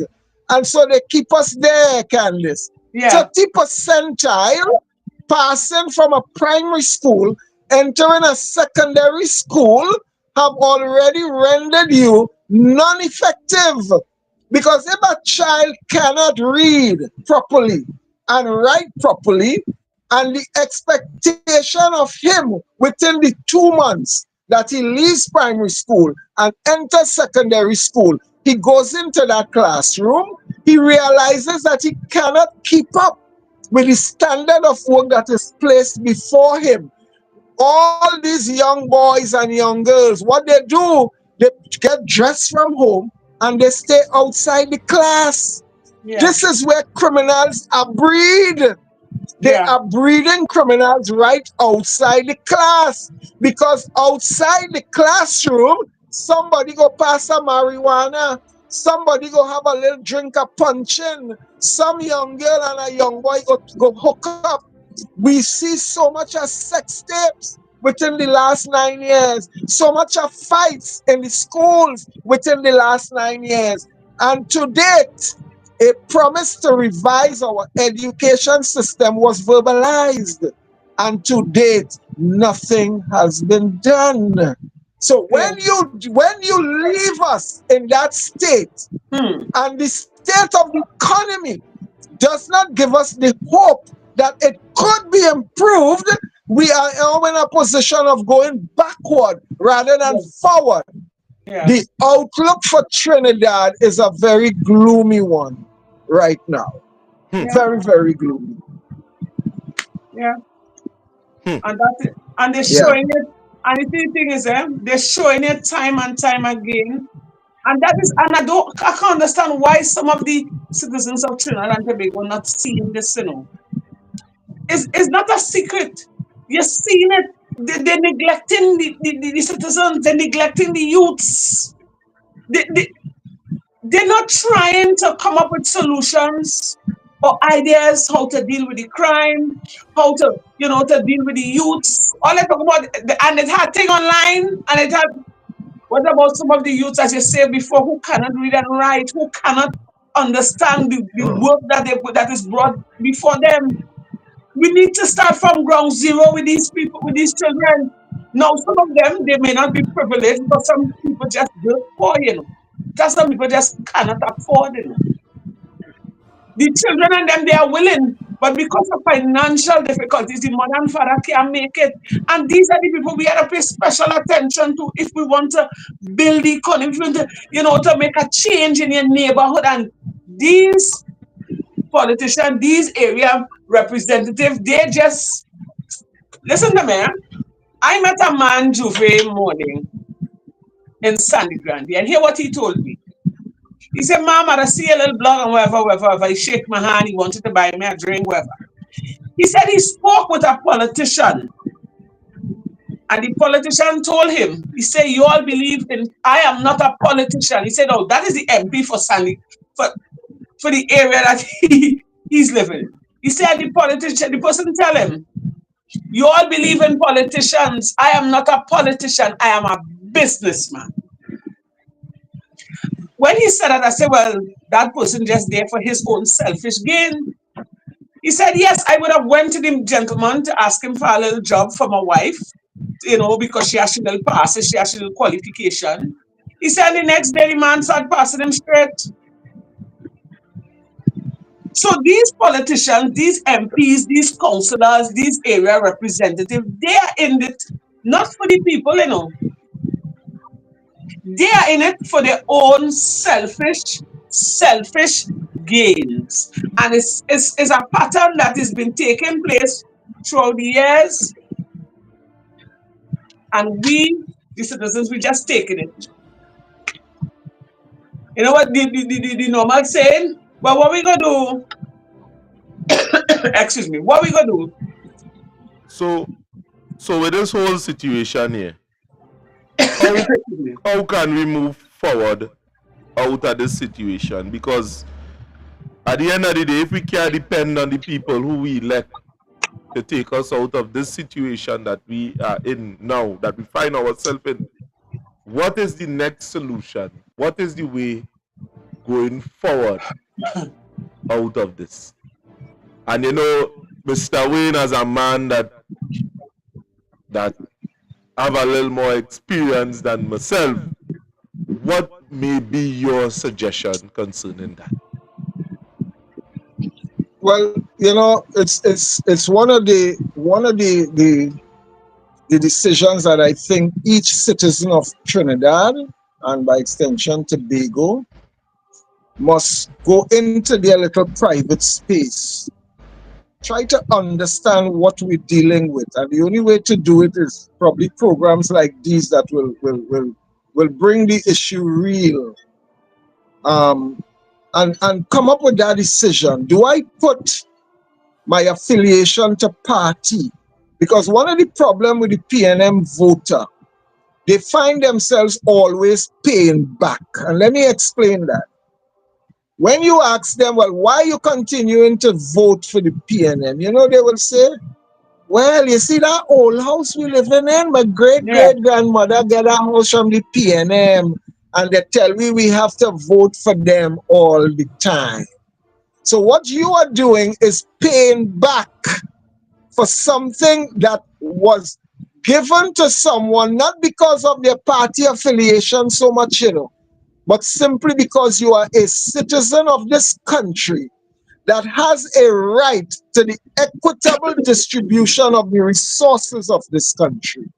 And it will take a government, not the government that you support, but any government has a responsibility to ensure the equitable distribution of the resources of this country by virtue of your citizenship. And so we find ourselves in a situation where people feel obligated because they want to satisfy their great-great-great-grandmother to say thank you, thank you. And so our lives are being depleted, and we find ourselves holding true to that promise.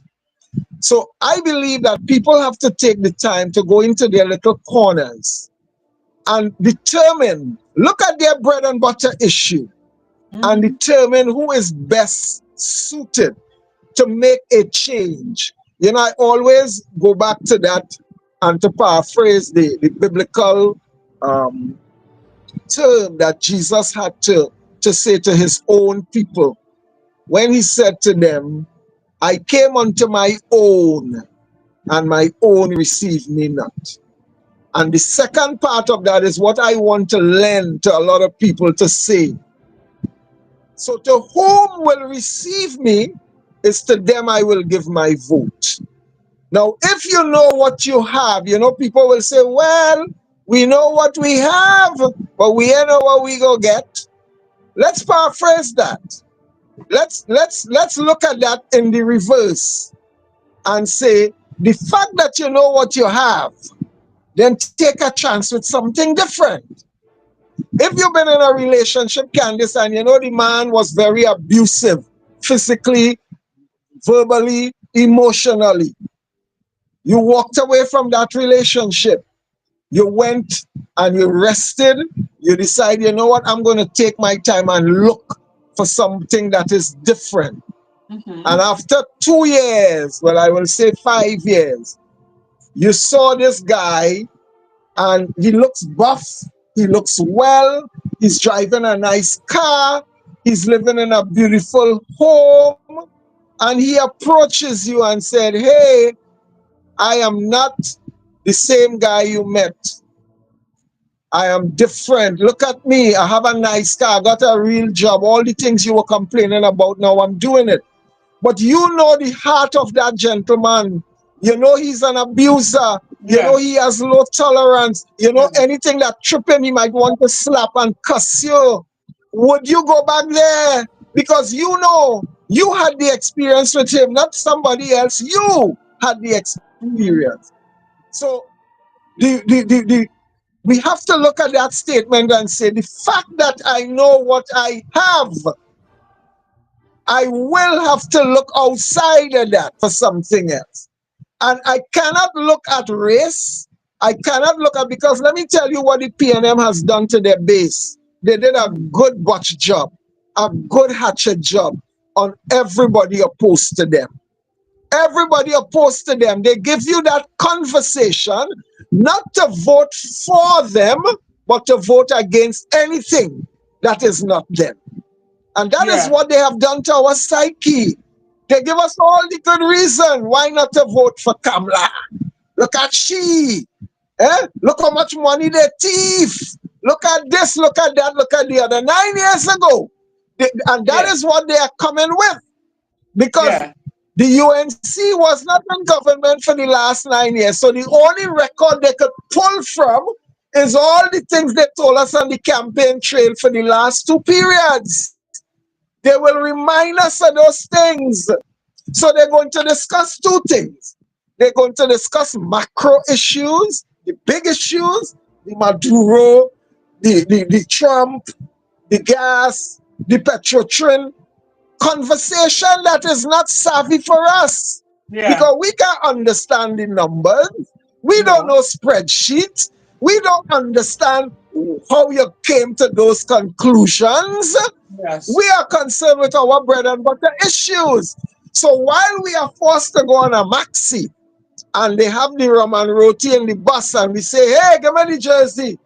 We are out there beating drums and we partying while those conversations are going on. You know the part that we just listen to? Is the bar talk. Look at them. The kankatang. That is what we want to hear because we're not reading to dissect the information. We expect them because we look to them and say, well, you have a doctorate and you is a lawyer and you is the attorney and you is this, so you will know more and better than us. So whatever you tell me, I go take it hook, line and sinker and I will regurgitate it. So what they say to us, they speak in the collectives.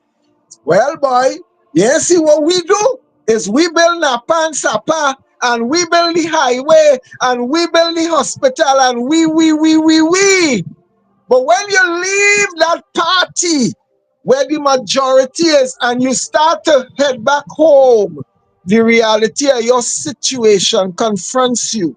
And it's that same voter, like my buddy that I met the other day in Sangre Grande, who will cuss for the next 4.5 years. Because you know why? He waiting until that last 6 months to see how much corn he can pick up from the ground in a little 10 days, a little contract, a little this and a little that, a little house grant to fix the roof, as the case may be.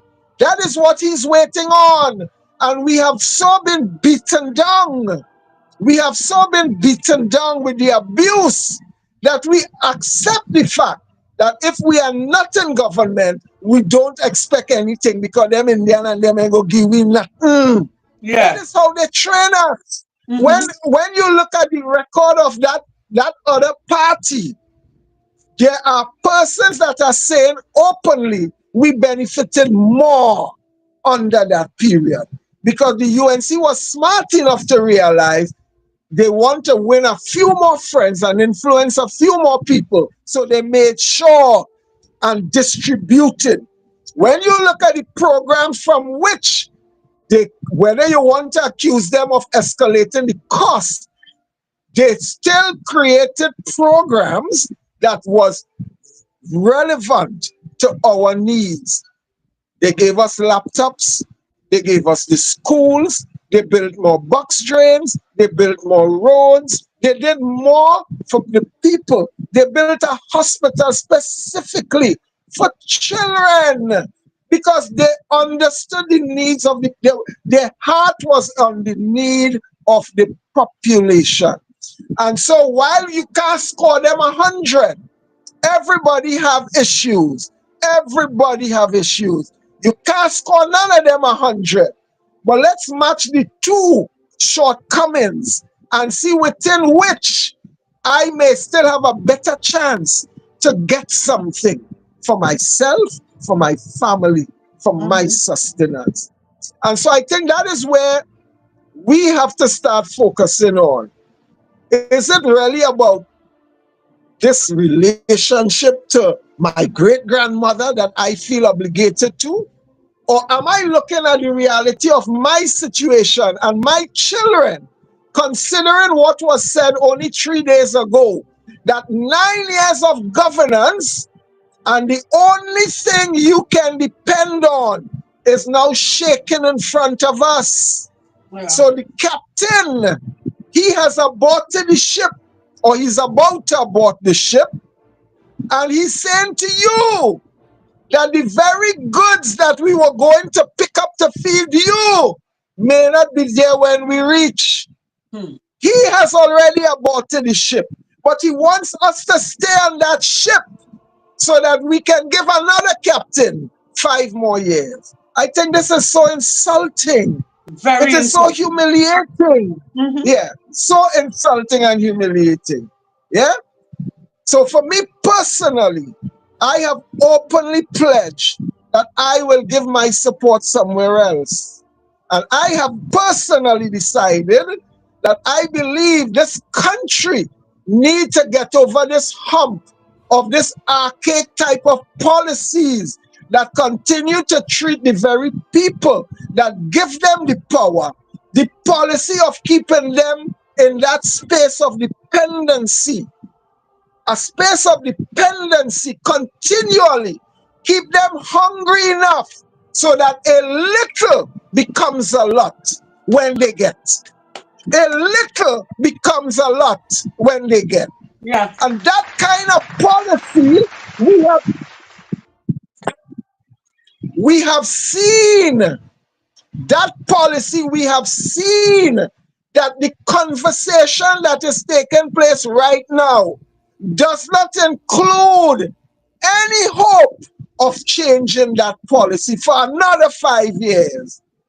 So, like my buddy said, he is prepared, even in this retired age, to wait for at least 5 more years to see if they will come around to give him a house grant, to fix a hole in the roof. That's what he waiting on. And that is the state. It is so humiliating for humans to reach to that point where they know that nothing is coming, but I will wait with a hope that I will get something. No, It but is a sad reality that we are facing. somebody And, needs to and give the Alonzo, idea. somebody within the comments that would have identified themselves as being as you being their uncle, Miss Ariana Alonzo, she would have said that it's not no longer bread and butter issues. People eating is windpipe and air, as it says, you know, what she said is windpipe and air soup and air sauce. You So know, it ain't no bread and butter issue again. That go a long time, she said. I'm so heartened to know that a lot of young people are waking up. And I'm happy to know that even within my own family, who, like I said, we were born into the PNM family, that they are taking a whole different approach. They are taking a different view. I wish I could be alive to see that revolutionary kind of movement that will take place in this country, where politicians must know their place, where citizens must understand the power that they have. Yes, sir. And we are responsible. We are responsible for making that shift. You hear? So that I cannot continue to live if I feel that I couldn't make a contribution. So I'm really heartened to know that for young persons like my niece, you know, only today we spoke and she said, Uncle, I want to join the live, and I send the link. And I'm trusting that there are much more like her who is listening and having what I would call a centrist view on the policies that affect people's lives. You see? Because they are looking at increasing retirement age to 65. I was lucky I got my money at the age of 60. So that they have to work harder and pay more into the system. They have a responsibility to ensure their future. They can't follow what their parents and their great-grandparents and their great-great-grandparents got 50 and 60 years ago. The world is changing, and the world has changed. So people need to really be serious about their personal life and then match it to the very policy of governance. You know, and one of the things, let me say this, you talk to even some PNM people and they make excuses. They make excuses for the abuse. They make excuses for the abuse. They say, well, oh God, you ain't see what they do, you ain't get what he get. They make excuses for us. Oh gosh, give me a break. I was wondering when they would have reached that. Right? Don't I have a right to the resource of my land also? all are we begging? The contractor who making 10, 15, 20 million dollars, you think he just get it just so? Is somebody he had a call to talk to this one? Boy, you know that minister what? Give me a little hookup now. Eh? Give me contract documents in now. Help me with this now. What you think Stuart Young was doing, Candace? Begging. Yeah. But you see the difference with them and us, we beg every day. They only beg once every 5 years. And you know what they're begging for? They're begging for the big hug. Yeah. We're begging for a piece of the meat that is left on the bone. Yeah. And even with that, they're abusing us. Yes, They're insulting us to get it. Exactly. I mean, come on. Come on, Trinidad. How much more can we take? How much more can we take? This election is the mother of all election. Oh yes. And you see all them little parties. Let me put this on record. And I wish this could go wide and far. I want Mr. Gary Griffith and Hope and whoever out there and the Michaela Pandays of the politics. This election, you know, politics have a way in which they convert numbers in a different form. You have 6 parties out there fighting against one, and everybody get a 10% share. So they take 60% of the vote. And in politics, 60 is less than 40. So what we are fighting for is to bring back what I call a minority government, where the least amount of voters give them ultimate power. There is no proportional representation entrusted in our constitution. It's a win-all situation. They don't care if they got 30% of the vote versus 10, 10, 10, 10, 10. They become winner of all. And so they know it's only a minority of persons that they have to satisfy. This is why when the PNM in power, they focus on the East-West. And the people in South, they accept the fact that nothing for them. And this is not the way government's supposed to run. At all. This is not the way it's supposed to run. We are all citizens. When the election done, campaign done, you are responsible for every citizen of Trinidad and Tobago. Exactly. Because the resources of the land is what you are using for equitable distribution of all our needs. It is the resources of the land. You don't push your hand in your pocket to build that hospital. You didn't push your hand in your pocket to build that airport. It is the resources of the land that gave you that. You see?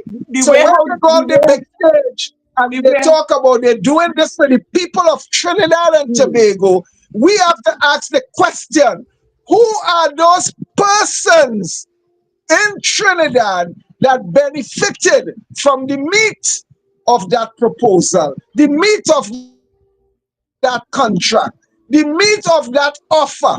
Who are those people you're talking about? Because we see it in Sangre Grande.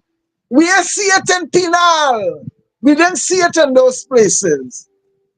And we need to change that. We need to start to hold our government accountable. Exactly. We give you that power to manage our resource. And that is why the politics of this future has to change. And we need some radical young people in this country to tell them, don't bring no race to me. I'm looking for policies that will impact on my life. And anybody bring the policy that impact on my life, is to them I give my vote. And that's where we are in this country.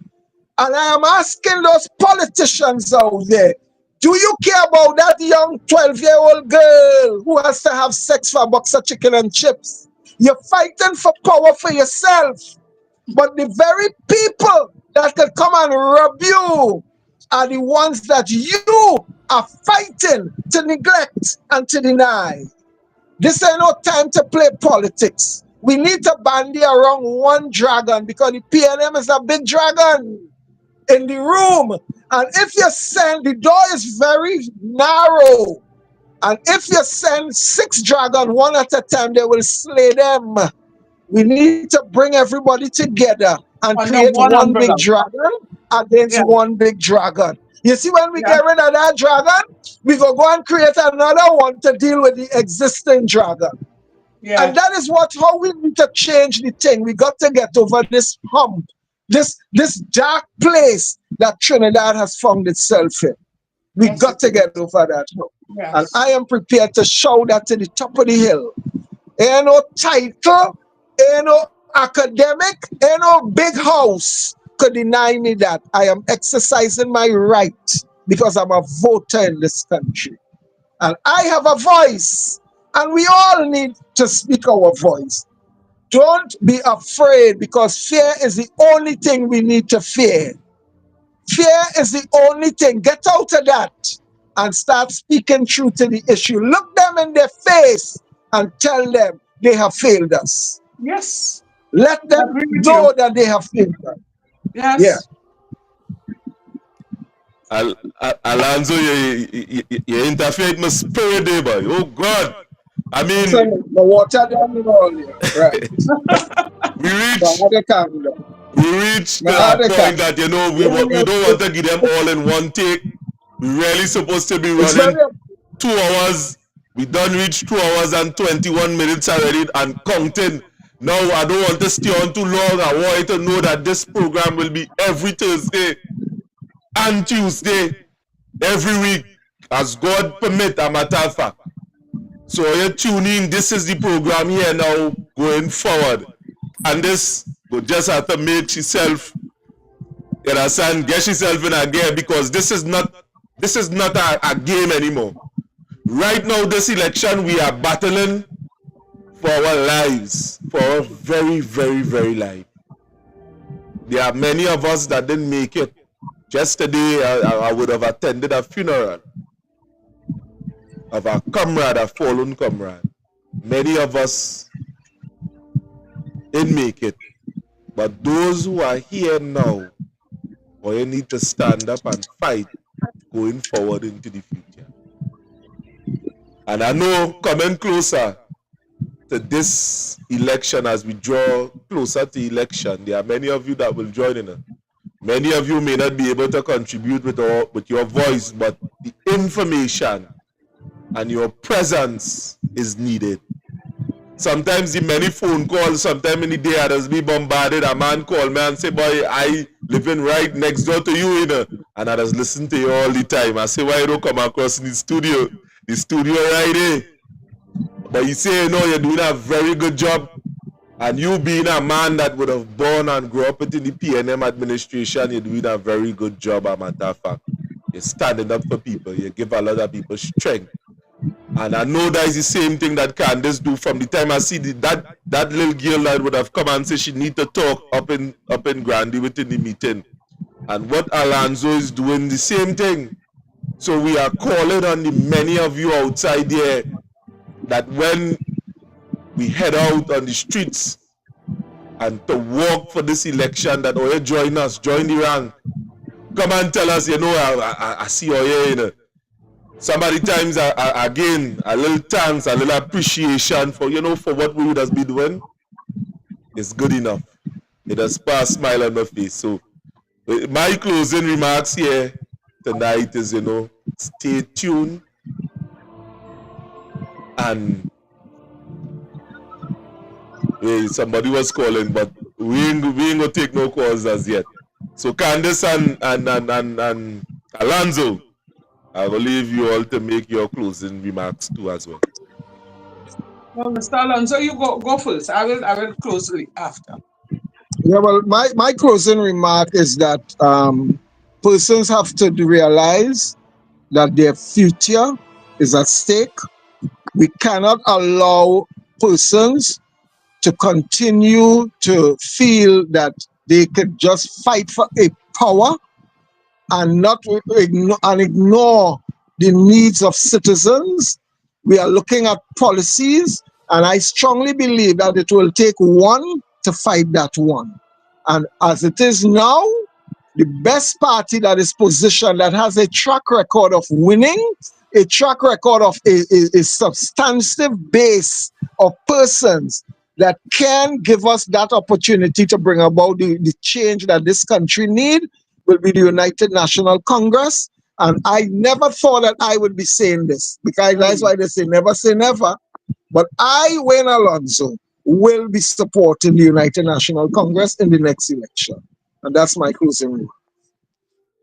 Right, thank you very much. Now, my closing remark is this: I am going to continue as long as I have the breath of life in me, is to continue to press forward and to bring awareness to the people, to the ones that still in doubt, to the ones that shame, that living on the promises, to bring what is taking place in this country to a reality to them, because we cannot continue to live under these conditions, under the lies and the promises and the setup.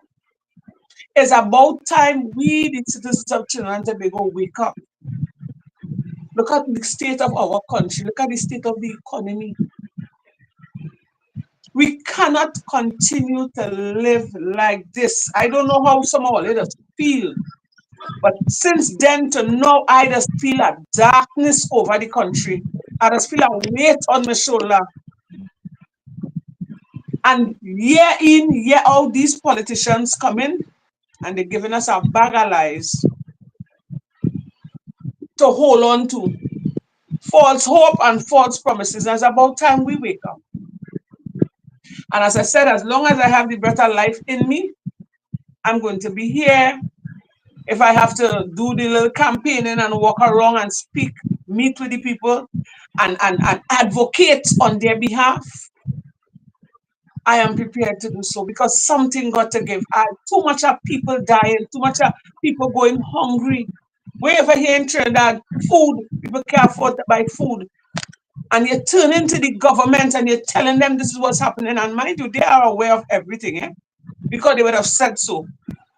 And you, as a prime minister, you seen your country going through hardship and suffering, and you decide to take a raise in salary, and you didn't care if your people go hungry, and you is the head of the country. That alone speaks volume.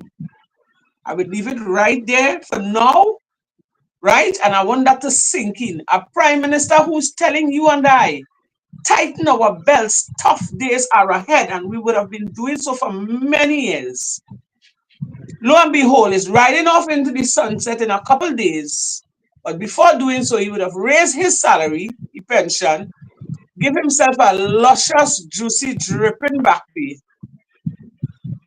and riding off into the sunset and leaving we, you and I, to go through this turmoil, this suffering, and appoint another pharaoh who simply telling you that your voice does not matter. Food for thought, Trinidad and Tobago. Food for thought. And I want to say a pleasant thanks, a special thanks, to all our viewers. People like Miss Nadira.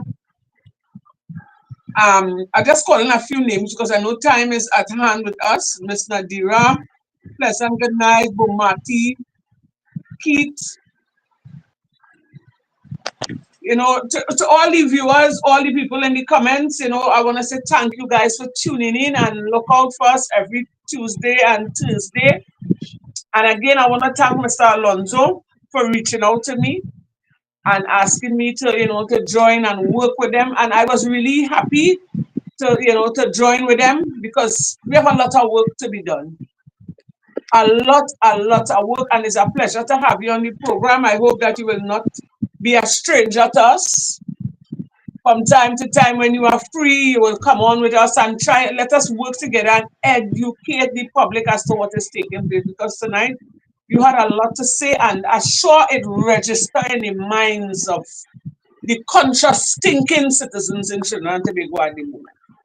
So again, I want to say a special thanks to the viewers, those in the comments.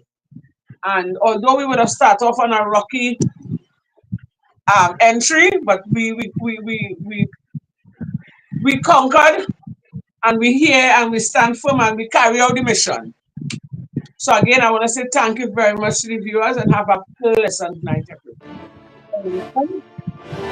All right, Candice. Mr. Alonzo, people is saying that they not seen your face clearly, so the next time, them one and them in the comments want to see your face properly, don't want a light to shine in your face. So don't feel that they're getting away. If that said, if you're owing a maintenance warrant, we want the police to hold you. We want to see your face. So don't feel that they could get away on this live here. I'm not completely prepared for this transition, but don't worry, next week I'll be better for it, man. Yeah? All right. I'll be better for it. I'll go to the store and get a light. Yeah? Well, blessed good night to everybody, and thanks for joining us here. To the members of the staff, Candice, Alonzo, thanks for your patience. Pleasant good night. Bye. Okay. Have a good night. Thank you. Bye.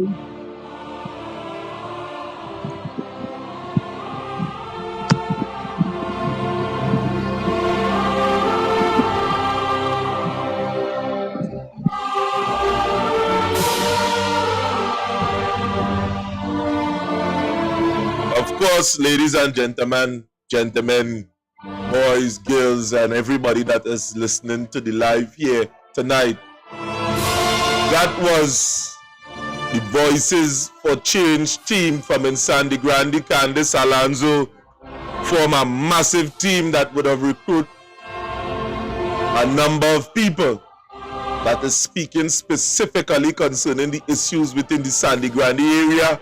I don't know, I from Labre. Anytime you say South, my ears does just go up. I just feel a tingling within my heart. So I don't talk about South. I prepare to fight this fight till the very end, even if. So thanks for joining us here on this live here tonight. My name is Venison Jeffrey, and of course we are broadcasting live on the Workers' Rights Network. The many of you that haven't subscribed to our platform, please do. Again, next week we will be opening the lines, and or you could call in, give us a comment within the comment section. Yes, we are seeing plenty of you. Blessings to Emmanuel. Nadira, I know that you wanna win #1 supporter. So good night to everyone, and God bless. Thanks for watching.